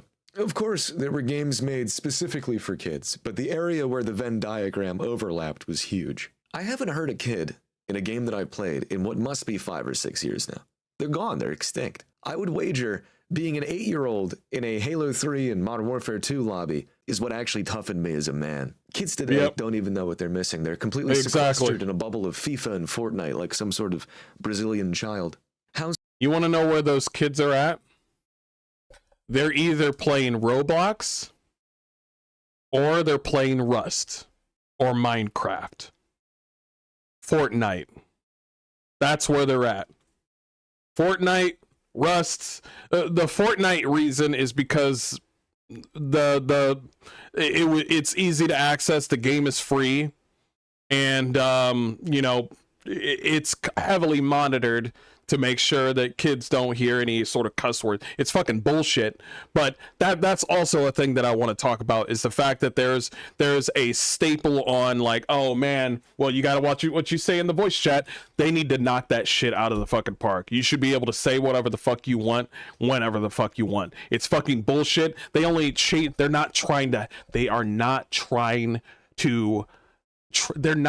help children. Okay, we need to stop that shit.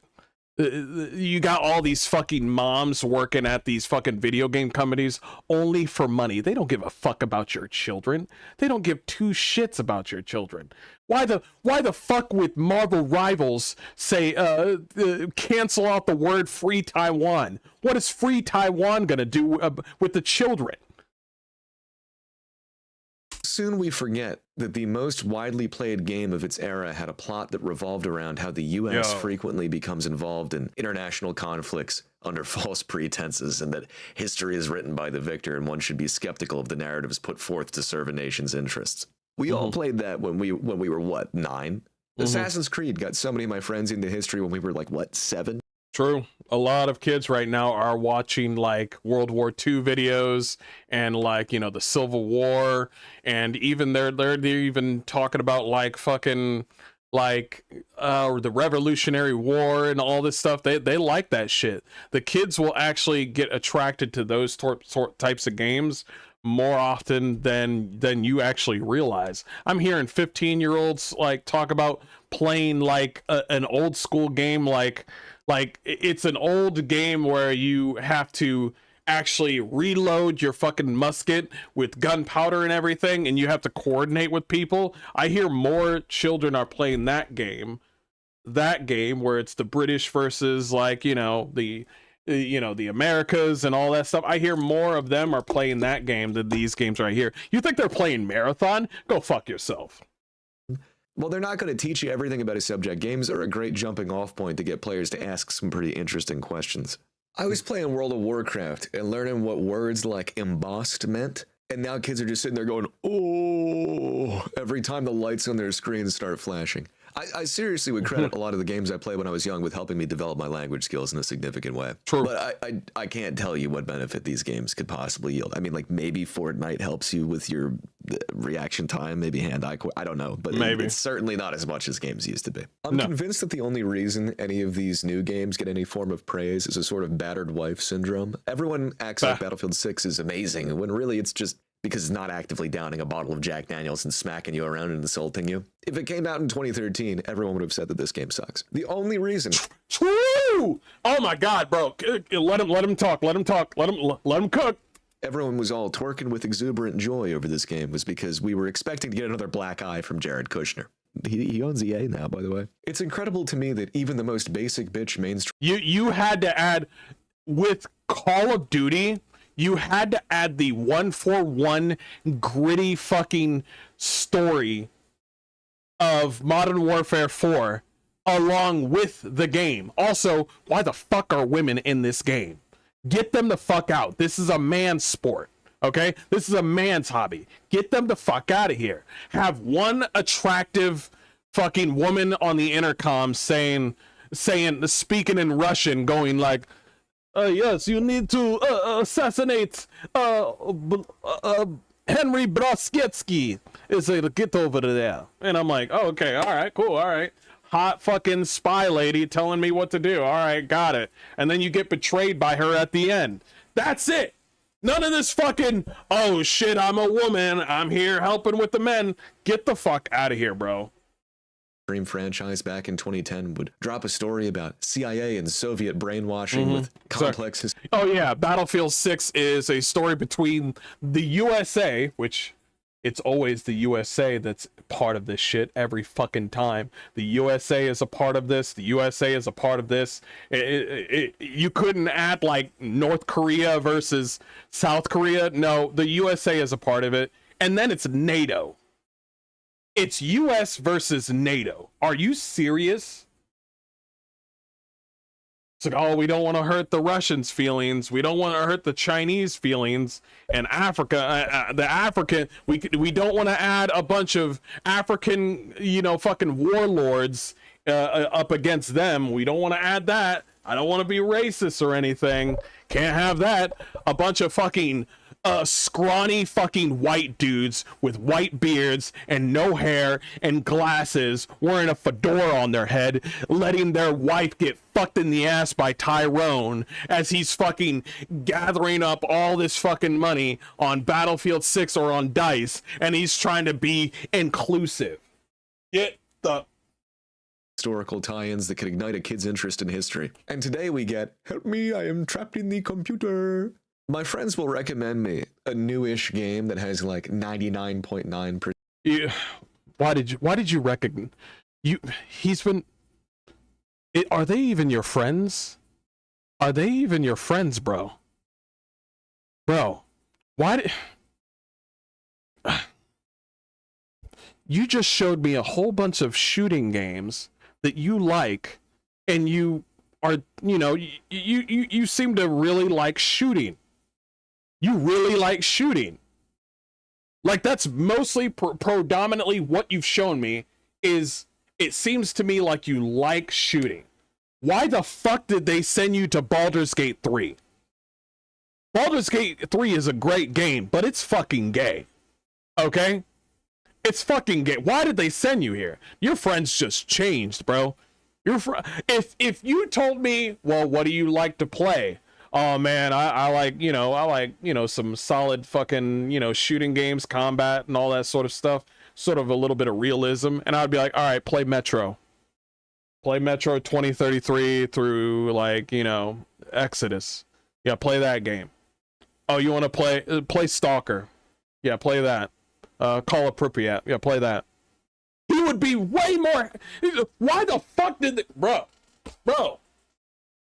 Positive reviews on Steam, and 10 minutes in, it's like a French dude giving a head to a rat or something. Then they'll tell me, "Oh, yo, dude, you just don't get it. You don't understand the deep narrative here. How well these characters are written, and the characters are written like this." But I dearly hope you aren't only having sex because we haven't in a while. Oh, the game is mature because you can fuck the pixels. I remember when everyone was tweaking about objectification in games, and yet the same crowd loves Baldur's Gate 3, which is named such because 3 seconds into making eye contact with someone, they're overcome with such violent lust for my malformed character that they tear their clothes off right then and there. The sort of person that enjoys... He is 100% right. I have nothing to say. He is... And we've already had a dispute about that. They did a patch on that. We had a conversation about that, a dispute on that shit. We were like, oh, bro, why is everybody trying to fuck me so fast? And then they were like, we realized that a lot of the characters, like, yes, everybody's fucking gay or straight at the same time. Bro, everybody was disgusted about that. This is not one that I would like to sit down win from. In fact, I only enjoyed BG3 when my friends and I butchered every companion the moment we had the chance. The game is okay when you don't have someone trying to slide in and get freak nasty with you every 3 seconds. I really wanted to kill Asterion on day 1, but I wanted to see his story. And now that I've saw his story on my second playthrough, I was like, get this motherfucker out of here, bro. Really know who that's for. Never have I played a game before and thought, you know what would make this better? CGI pornography. I'm with Josh Sawyer on this, the guy who directed New Vegas, where I think he basically said, I don't really see what relationship romance mechanics add to a game. I really don't get it. I don't know who that's for. Maybe I'm just not touch-starved enough. I am old enough to remember that when the Battlefront 2 reboot came out, everybody laughed at how dog shit it was, only for things to get so much worse. Not even 10 years later, everyone looks back on it fondly now. There was the whole AstroTurfed campaign on TikTok semi-recently where people were opening their mouths and saying, please, could I have more slop, Papa Kushner, and begging for a Battlefront 3. I just now realized that we are so dangerously close to the original space battle mode being entirely lost to the sands of time. Truly, we live in a fallen world. To say that games are being dumbed down is an understatement. The stereotype of a medieval peasant, a dude with his teeth all sticking out in yellow and illiterate. That's almost a couple of beers. Season. That is your average person, and the more access to technology they get, the more this stuff will be marketed to them. It's just good business. You can see it on YouTube. YouTube videos used to be clever to stupid, I would say, like back in the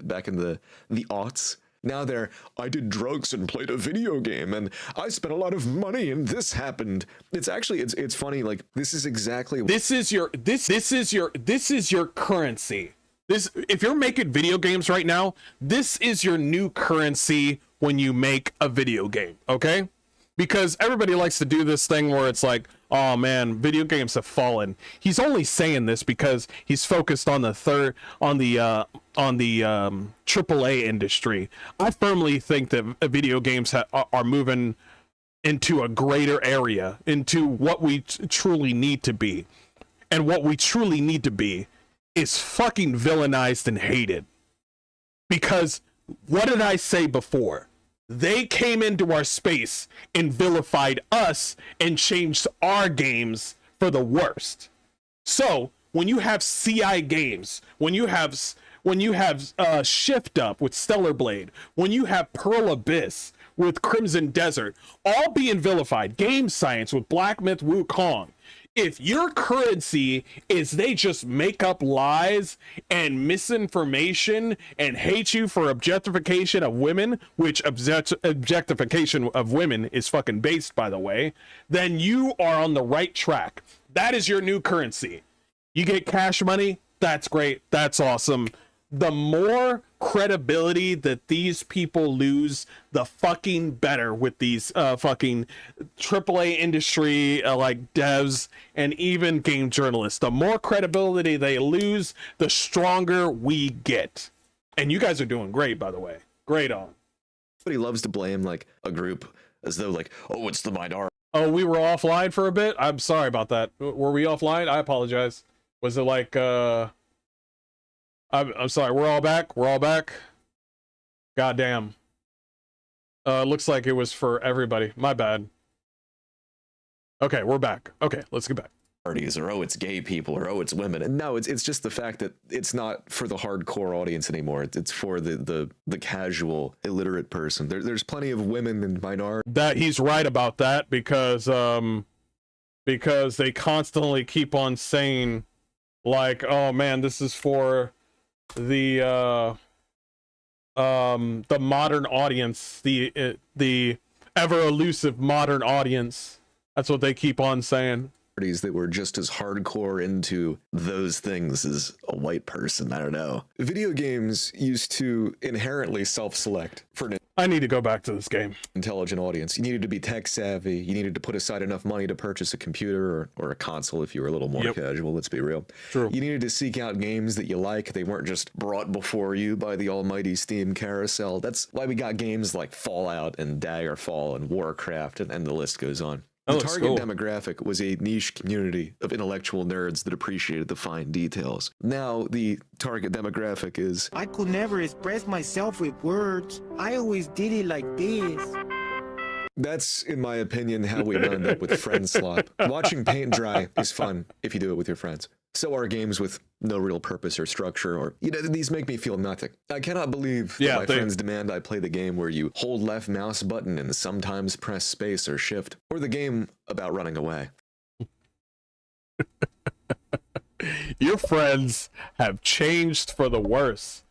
But they're your friends, so, you know, you do what you can. Friend slop games make the developers a lot of money, despite a relatively short development timeline, pretty simple mechanics. They're fun for about 4 hours in total, and then everyone moves on to the next one. They don't mean anything, though. Nope. It is an entirely hollow, meaningless activity with nothing to say and nothing, well, memorable. Honestly, I'd probably have just as much fun with my friends if we were playing, like, tic-tac-toe or something. And not that everybody wants to diddle children, just like their favorite YouTuber. Everyone and their mother is clip farming and pelvic thrusting at the screen, trying to synthesize the perfect friend slop clip to go viral on TikTok.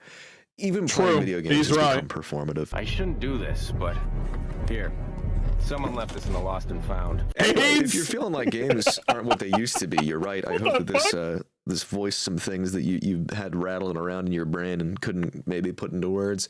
The irony really is to me, though, that as soon as they were fully accepted, that games became the pointless waste of time people used to think they were. It's like completely backward. It's probably a good thing, though, in a sense. It makes it easier to waste less time. Unless, of course, you're a kid who's now growing up without any good games, in which case I guess you're screwed and that sucks. That's a good one. That's a good one. I like this guy. Oh yeah, I'm definitely gonna sub onto him. Great video. He's 100% right. And yeah, he pointed out on a few things. I think he's questioning things, but he knows what the fuck is going on. We do need to go back to being niche, and we need to go back to being villainized again, because that's the way it should have been. We need to get these investors out. We need to focus mainly on indie games, and those indie developers need to be like, okay, I don't want to get near AAA. I don't want to be friends with any of the game journalists. That's how we get better. That's how we grow. And not grow in a way where everybody plays video games. I don't fucking like a lot of people, okay? So I don't want to grow with people that I don't know. I want to grow with people that are actually gamers. But anyway, that's it. The satanic, you know things are bad when I miss the satanic panic. I miss that shit. that satanic panic shit was so small. It was so small, bro. That satanic panic shit was like, yo, Street Fighter and Mortal Kombat looks like the devil. Look at Pokemon. He's like, it's the devil. And then they just stopped. And then they just stopped. They were just like, just let him play like the video game. That's what it was, man. It was fucking great. It was, see, that, by the way, that was the right wing of pushing away from video games, by the way. The left wing of pushing away things is what we got right now. Because the right wing was just like, oh, this is devil stuff. I can't let my kid play this game. I'll wait until he's older. And the left wing is just like, you're objectifying women in the video games. Let me get inside the game industry and change everything that you like. I'll take the satanic panic, please. I'll take that. Yeah, I'd rather have the satanic panic with the people thinking that the poly world was sending you on a gateway to hell or some shit. I miss that. They left you alone pretty quickly. People like to talk about the satanic panic like it was like some large fucking war. It wasn't shit. It was a couple of fucking video clips, and then that was it. Jesus.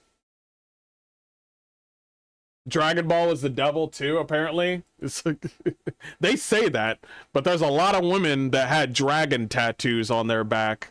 You know, with a little tramp stamp, and, you know, kids putting dragon tattoos with their little bubblegum, tattoos that they rip off the thing, and they're like, look, Mom, I got a dragon. That's nice, honey. We got to go to church. It's all bullshit. They're just wondering why their kids are playing video games for a long time, and then that's it. That was the right wing thing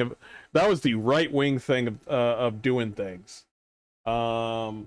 This one's like 20 minutes of mixtape. We've done enough mixtape. Yeah, we've done enough. Okay. Appreciate it all being here. Oh man, we picked up 24. God dang. Good to have you guys. I want to change this one up.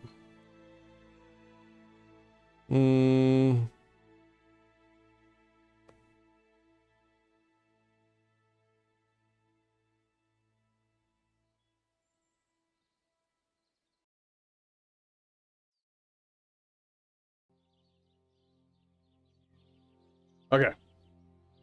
More violence in video games, satanic panic. I would put a bit earlier, maybe like the 80s and D&D times. Yeah, absolutely. And I like how Gary Gygax was a devout Christian, and he loved D&D. That's the style of D&D that I liked, was the 3.5 sort of shit, where the men were masculine and the women wore, like, you know, even their heavy armor for women was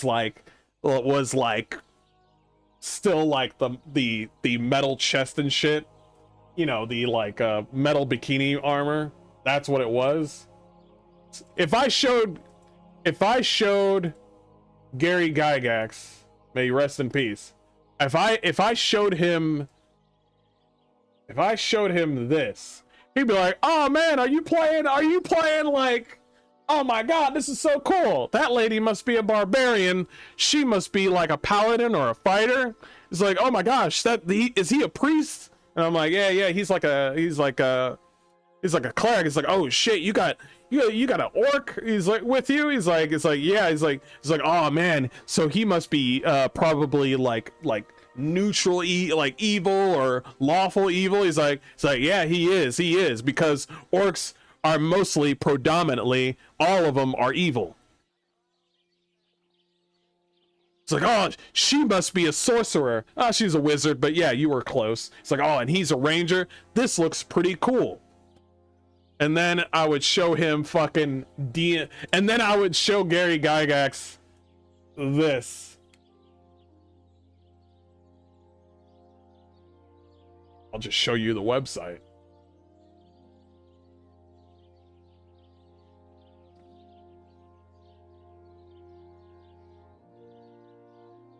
he's like,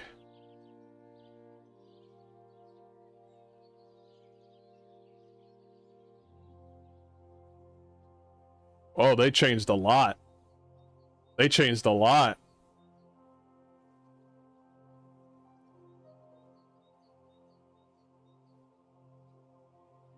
Well, this is the opening that you get with now. It wasn't like this before. So welcome to Dungeons and Dragons. And then they're just like, oh, that's pretty cool. Dragons and stuff. Oh, that's pretty nice. That's pretty cool. He's like, and then he would see this and be like, oh, that's not bad. That's pretty cool. It's like, and then he would be like, who's this lady? Who's this lady? Anyway, all right, the dwarf jumping out a dragon. Oh, Gary Gygax would be like, oh, that's pretty cool. Dragons. Oh, that's pretty awesome. That's cool. And then Gary Gygax would see this and be like, oh, it's obviously vampires and the rats everywhere. That's a good touch. They should probably add like rats burrowing in their skin and shit. And then he would see Karlach and he'd be like, who's this? Who the fuck is this?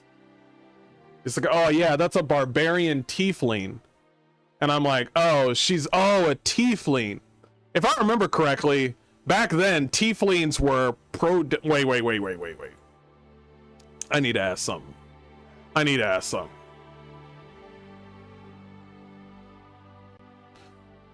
In Dungeons and Dragons, when did tieflings join, and were they predominantly evil?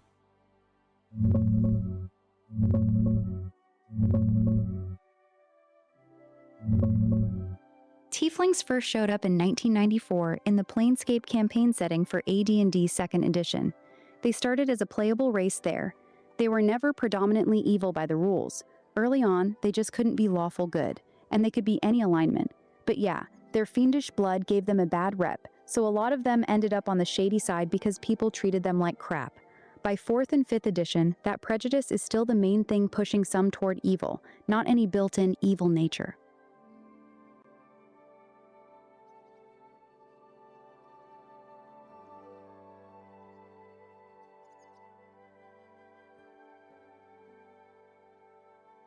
I hate tieflings as much as I hate anime.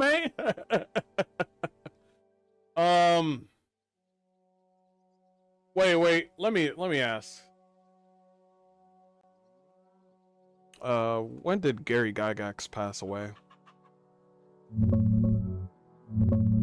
March 4th, 2008. Yeah. He was 69. Yeah, that's sad. 2008 is when he passed away. 69. God rest his soul. He had a family and everything. Yeah. The tieflings were added. They were never predominantly evil by the rules. Early on, they just couldn't be lawful good. And they could be any alignment, but they couldn't be... Yeah, they couldn't be anything towards, like, lawful good or anything. They mostly had to predominantly be more towards the evil or neutral. But they took that fucking away, and now you can be whatever the they took out the whole lawful neutral shit off completely, because you know morality is subjective. You know what I'm saying? Rest in peace, Gary Gygax. Yeah, can't have that. Woke ass AI.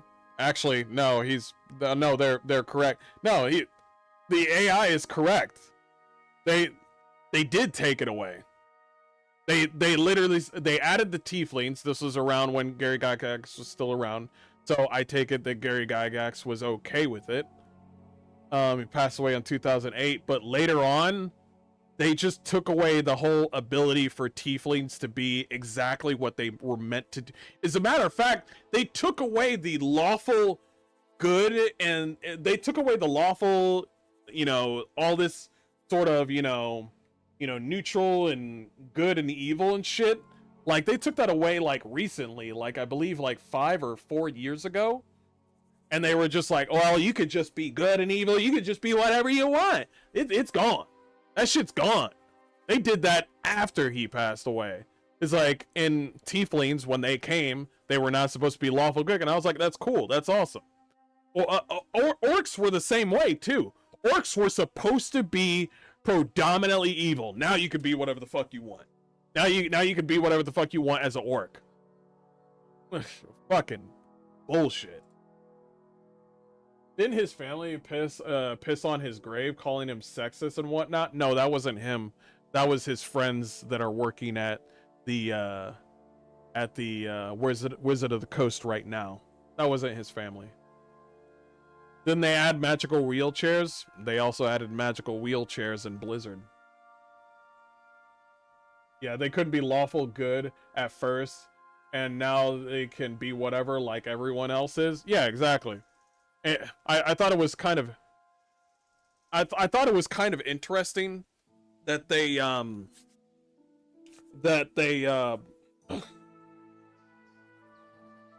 do I state this? Is that when I thought it was kind of weird that nothing interesting happened with Karlach when she was in, you know, hell. You know what I mean? Because she's a tiefling, she's tied to hell. She just went to hell, and she was just like, oh shit, this sucks, I'm in hell.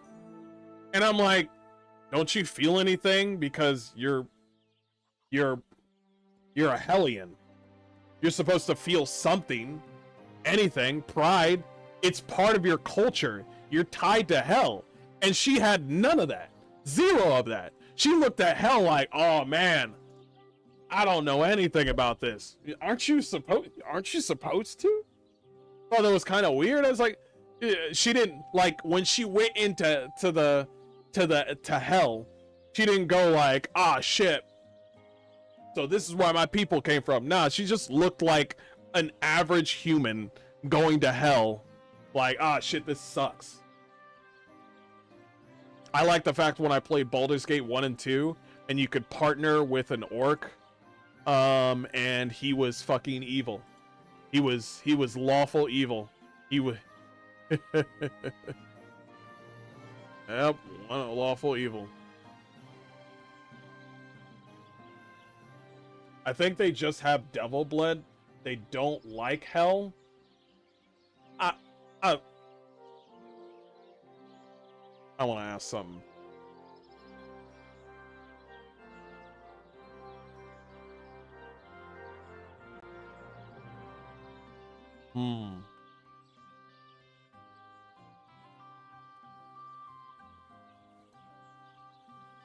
Back in 3.0 of D&D, did the tieflings have some sort of culture when it came to being part of hell, like some sort of evil? And what is it compared to now in 2026?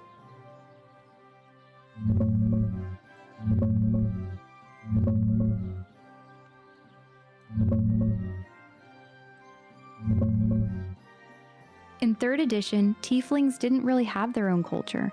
They were scattered loners and outcasts with no unified society or homeland. Oh, sorry, I didn't mean that. They were often facing suspicion, so they were kind of like immigrants, predominantly. Suspicion of outright hostility because of their fiendish ancestry, so that's kind of interesting. That ancestry could come from any evil outsider, like the devils from the 9 hells, demons, or others, so there wasn't a single hellish tiefling identity. Many did lean evil due to prejudice and upbringing, and some served in oh man, I didn't let it finish. Hold on.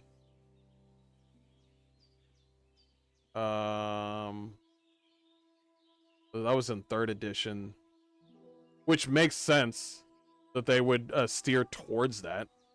That's the thing though, because you play the new Baldur's Gate 3 game, and tieflings just walk inside Baldur's Gate, and they don't get any sort of... This is why I liked Neverwinter Nights.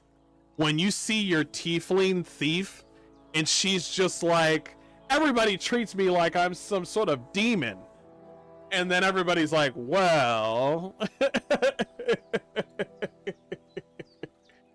and then it was funny because you would talk to her and she would be a complete fucking bitch the whole time. And then we would be like, well, is there any redeeming qualities that you do that would not make you seem evil? Well, I do steal a lot. And I'm like, well, there we go. I was like, I don't know what to tell you, hun. You're not really helping your case here. I don't know what to tell you.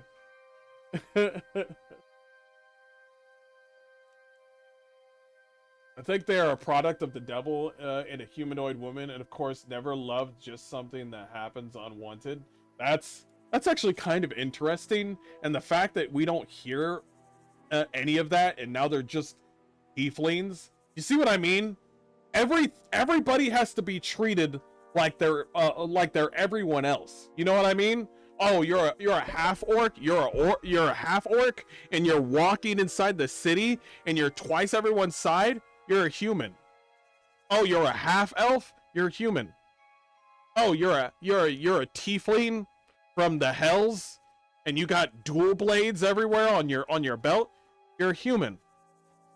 You're white. You're a human white person amongst a bunch of human. You're just like everybody else, and that's their mantra: is you're just like everyone else. There's no prejudice whatsoever. You got rid of the racism. Now what we got now is everyone is the exact same, and that sucks, bro. That fucking sucks. How did Dragon Age Origins do with that? They saw one witch and they were like, get this bitch out of here. What the fuck are we doing, bro? She's gonna turn us into a fucking frog. Get the fuck out of here with that shit. We saw mages in the circle, and a bunch of Templars were like, you stay in the circle or you die. We're not gonna have a bunch of mages blowing up shit. That's what it was like. That's what it was fucking like. And then they saw a fucking gigantic fucking green guy named Sten, and then they were like, lock this nigga up. He killed some people, and he did. He did. Lock this nigga up. I hope racism stays in things in TS6. Everyone's black in Hammerfell, dude. Everyone's black. Black people can't be racist. Come on now. Come on. Come on now. We're going to Hammerfell, where everyone's black and nothing gets done. There's probably trash everywhere. There's probably needles everywhere. Everybody's eating bananas and rice. There's no racism because everybody looks the same over. Listen, this is the primary moment where Bethesda can, when it came to any other game, they were just like, oh, there's white people, brown people, and black people in fucking Appalachia. There's black. Oh, there's a whole bunch of people everywhere in this sort of game. Everywhere. There's a whole bunch of different people in Americas. And then or there's a whole bunch of different people within Skyrim. You go to fucking Whiterun, and you see some red guards, and you see some white people, and you also see, like, it's predominantly white, but you see like a fucking high elf and a dark elf, and you're like, oh, there's gonna be a whole bunch of people in Skyrim. And then you play Hammerfell, and they're just like, there's only black people here. What are you talking about? This is their people. This is their culture, okay? This is their you're being racist right now. Of course there's only going to be black people here, okay? This is Hammerfell we're talking about. Come on. Oh, okay, my bad. So, since I'm white, I'm going to go over to Skyrim. Oh, bro, Nord is full of different cultures and of different peoples, and you're looking at him like, while he's talking, he's like, oh yeah, no, yo, bro, Skyrim is full of, sometimes there's not even white Nords. Sometimes there's Khajiits. Sometimes there's Argonians. Man, there's sometime, bro. There's so many different cultures within Nords besides within Skyrim besides just the Nords. So let me go check out the people in Hammerfell because it must be just as diverse as Skyrim. No, there's only going to be black people there. Okay, so I would appreciate it if you would stop bringing this back up, because you know what I mean.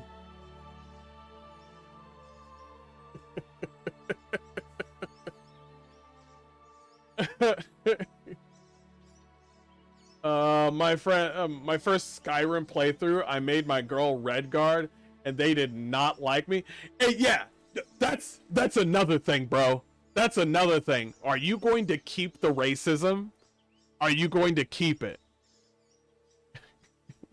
If you're a Nord going to Hammerfell and they go like, ah, yes, my fellow Nord brother. And I'm like, Nord brother? What the fuck? Ah, yeah, my brother from another mother. Hey, hey, hey, hey, hey. No, like, bro, you don't fucking belong here. They're just gonna be like, oh, Argonian. Oh, hey, hey. People in Hammerfell are nicer to you than in Skyrim.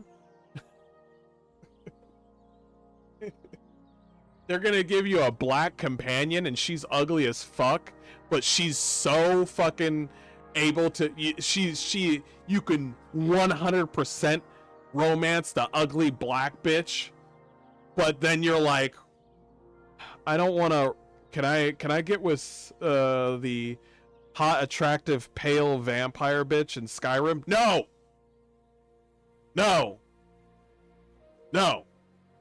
you can't.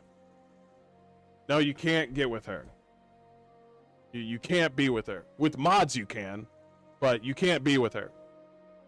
But yeah, you can't be with Serena, the hottest female in Skyrim. No, you can't. No. Why? We don't know why. We just added that. We don't know why. Whatever. So in Hammerfell, bro, you got so many choices in Hammerfell. You got ugly black bitch number 1. You got ugly fat black bitch number 2. You can even if you're a female, you can romance the black guy that looks like he punched his previous wife. You can romance that guy.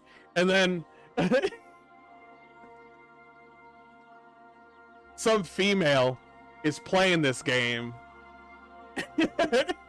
Some female's playing this game and she's walking around Hammerfell within one of the giant cities, and she's walking down a dark alley getting chased by a whole bunch of people with fucking knives and kukris and shit. It's like, I need to get back to Skyrim, and a bunch of guys are going, get with their dicks out and shit, fucking coming all over the ground and shit. Get over here, get over here.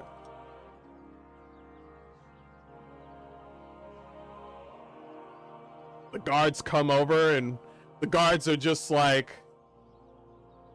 there's all these people chasing me. There's all these people chasing me. He's like, who's chasing you? He's like, the guards are pulling out a sword and shield. Who's chasing you? Oh, it's more black people. You'll be fine. You'll be fine. You'll be fine. Why are you mad that a black person's chasing you? What are you racist? Why are you mad that it's just a few black people with their dicks out and holding knives? What are you racist? It's just fine. Anyway.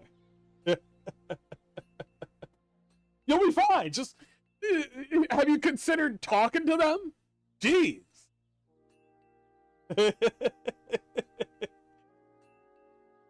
I'm done. To unlock the other races, purchase the battle. We're not talking about that.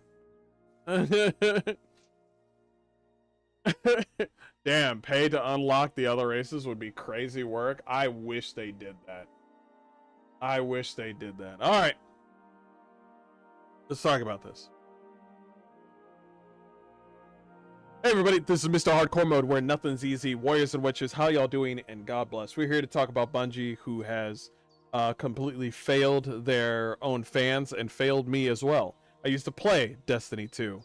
I didn't like Destiny 2 because they constantly keep on changing things for the complete worse. I think the last game that I played was probably either I think Last Light, where some fucking femboy just came out of fucking nowhere, and I was like, what the fuck is this? I should have stopped a long time ago during the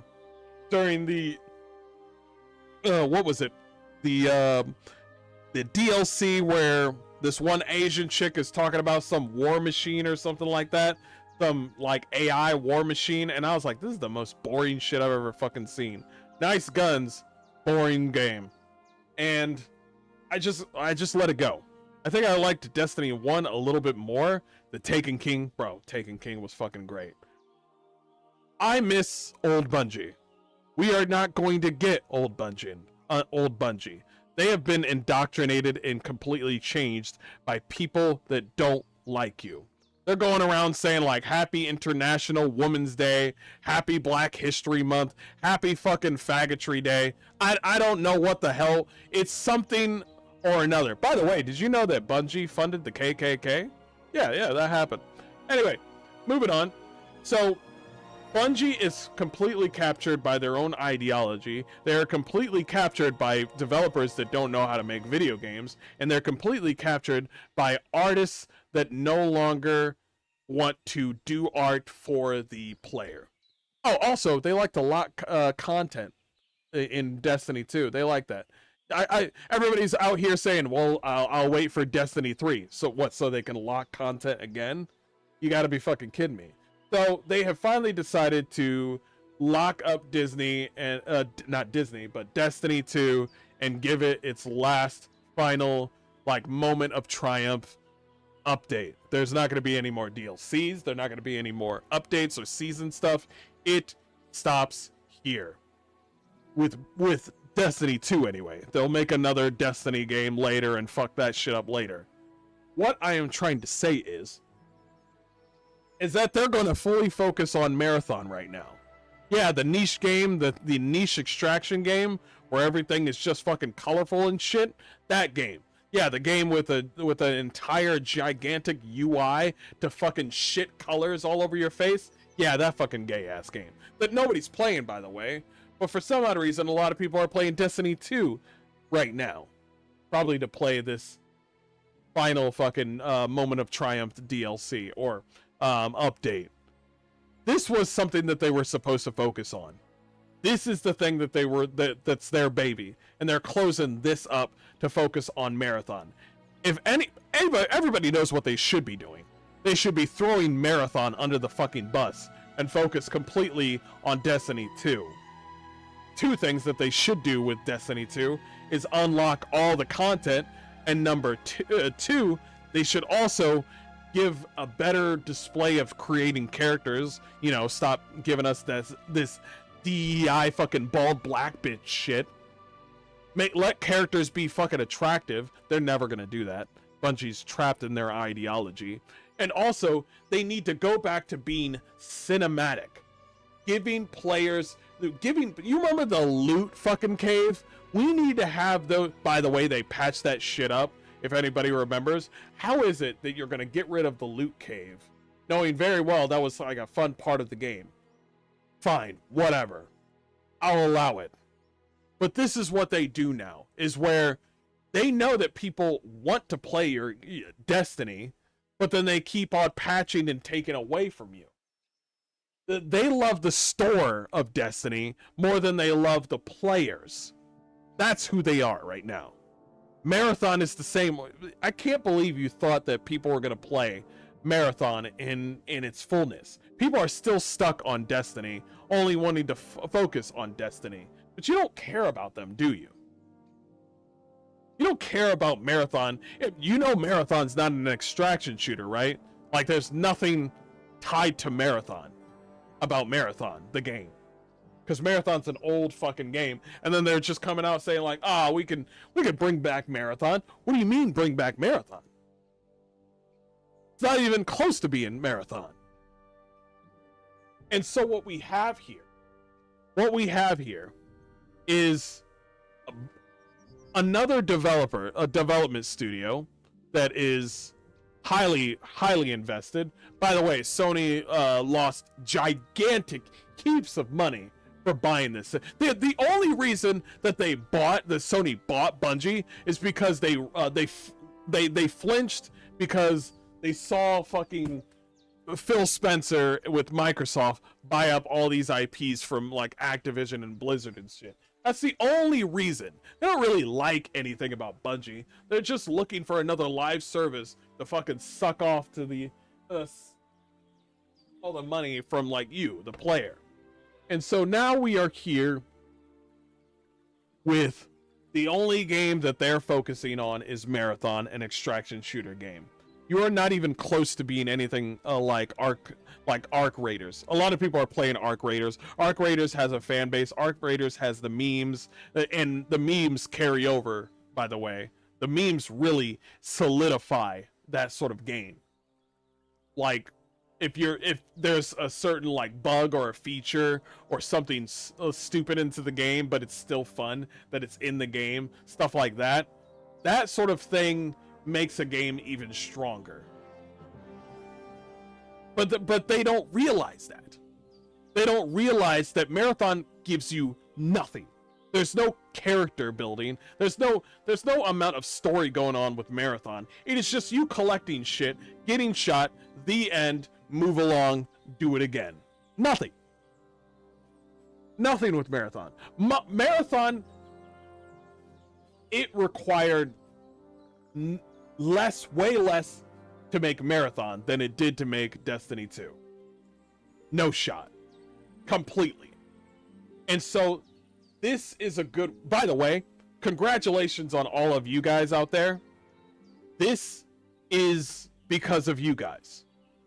This is another Concordian fucking like timeline where Marathon is another one. Ubisoft is another one. It is no longer IPs that we're like shutting down. It is now in complete entire industries like Bungie and Ubisoft. And here's where we're at right now is that they can't make shit without us. So the only way for them to understand, if you're a Bungie fan right now, the only way that they're going to understand you is when you completely ignore them until you see something that's worthwhile. Not something where it's like, it looks good, I might buy it. No. You need to have more respect for your wallet and your time right now. Right now. You think the prices of these games are going to lower? No, they're not. No, they're not. They'll give you like a $40 or a free game later on, and then you'll realize that all that money's going towards monetization. Now you're stuck with a game that's like mid, because there's a lot of mid AAA games right now. Is that what you want? Is that what you want? I didn't think so. I don't think so. This is where Bungie's at right now in its fullness. Hell, even the lore from Destiny 2 was fucking shit. Because I followed the lore of Destiny 2, and then they finally like arrive at like, oh man, who's the big bad? And it's like some stupid like tall white person with cloud hair, or it's actually you. It's a clone of you. You actually, who was the person that's at fault? It's actually you all along. And I'm like, are you fucking serious? It's so fucking lazy. It's so lazy. The people that worked on Destiny in the beginning had something, and then later on those people were let go, and then things were changed. Or even worse, maybe they're still there and they just fucked it up because they're just, what's the word I'm looking for? What's the word for an artist that is stuck on his luck? They just got writer's block. They're just right. They don't know what to do anymore. They had some really good fucking boss fights and raids. They really did. A lot of people were tied to it. A lot of people were tied to Destiny and Destiny 2. And yet here we are, focused on Marathon, a game where you play a fucking pasty ass, weird haired, shoulders that look like a man, a fucking blue lipped bitch. That's what you got right now. Yes, art and aesthetics are by the way, we're just gonna fucking forget about the fact that a Bungie fucking stole art from a woman. Everybody complaining about AI and shit. You're just gonna forgo and forget about the part where they stole fucking art from an actual person. This isn't generative AI. Bungie grabbed somebody else's art and said, I'll do it myself. And nobody has said anything. Well, a lot of people have said things and got really upset. I take that back. A lot of people got upset. But my thing is, a lot of people fucking forgot. I didn't fucking forget shit. Everybody's acting like, well, the people that did it are fired. Nigga. Nigga. Do you honestly think that it was just those few people that were taking from that person? But I do gotta add one thing at the end. This is fucking great. I love it when people get their comeuppance. I love this shit. Because they're coming at you with all this like, yo, we're so good at like making black people's hair. And I'm like, where? You haven't done any of that shit. What are you fucking talking about, you dumb bitch? The only thing that you've ever done is gave this black bitch a fucking shaved haircut. What are you talking about? I've seen indie and AA developers do better hair than this. Get the fuck out of here. You're just like you're just like CDPR, where they were like, happy women's menstruating period day. You bunch of fucking weirdos. Fucking hacks. A lot of these people need to be fired. I firmly believe that if you're in the AAA industry, you should have no more than 300 developers. Period. You have way too many people with fake fucking jobs. And they're just eating your company away. How big is your HR team, by the way? I rest my fucking... Fuck you, Bungie. You deserve this shit. I'm out. Oh my god.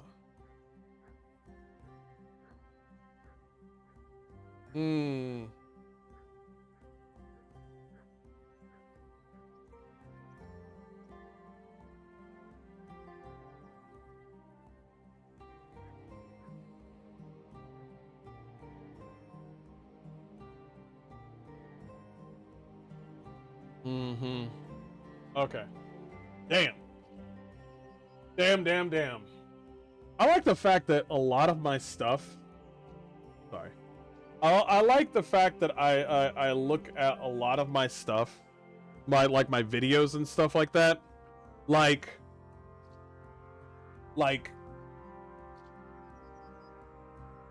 a lot of my videos is like, I don't have like fancy editing or anything. It's just me ranting.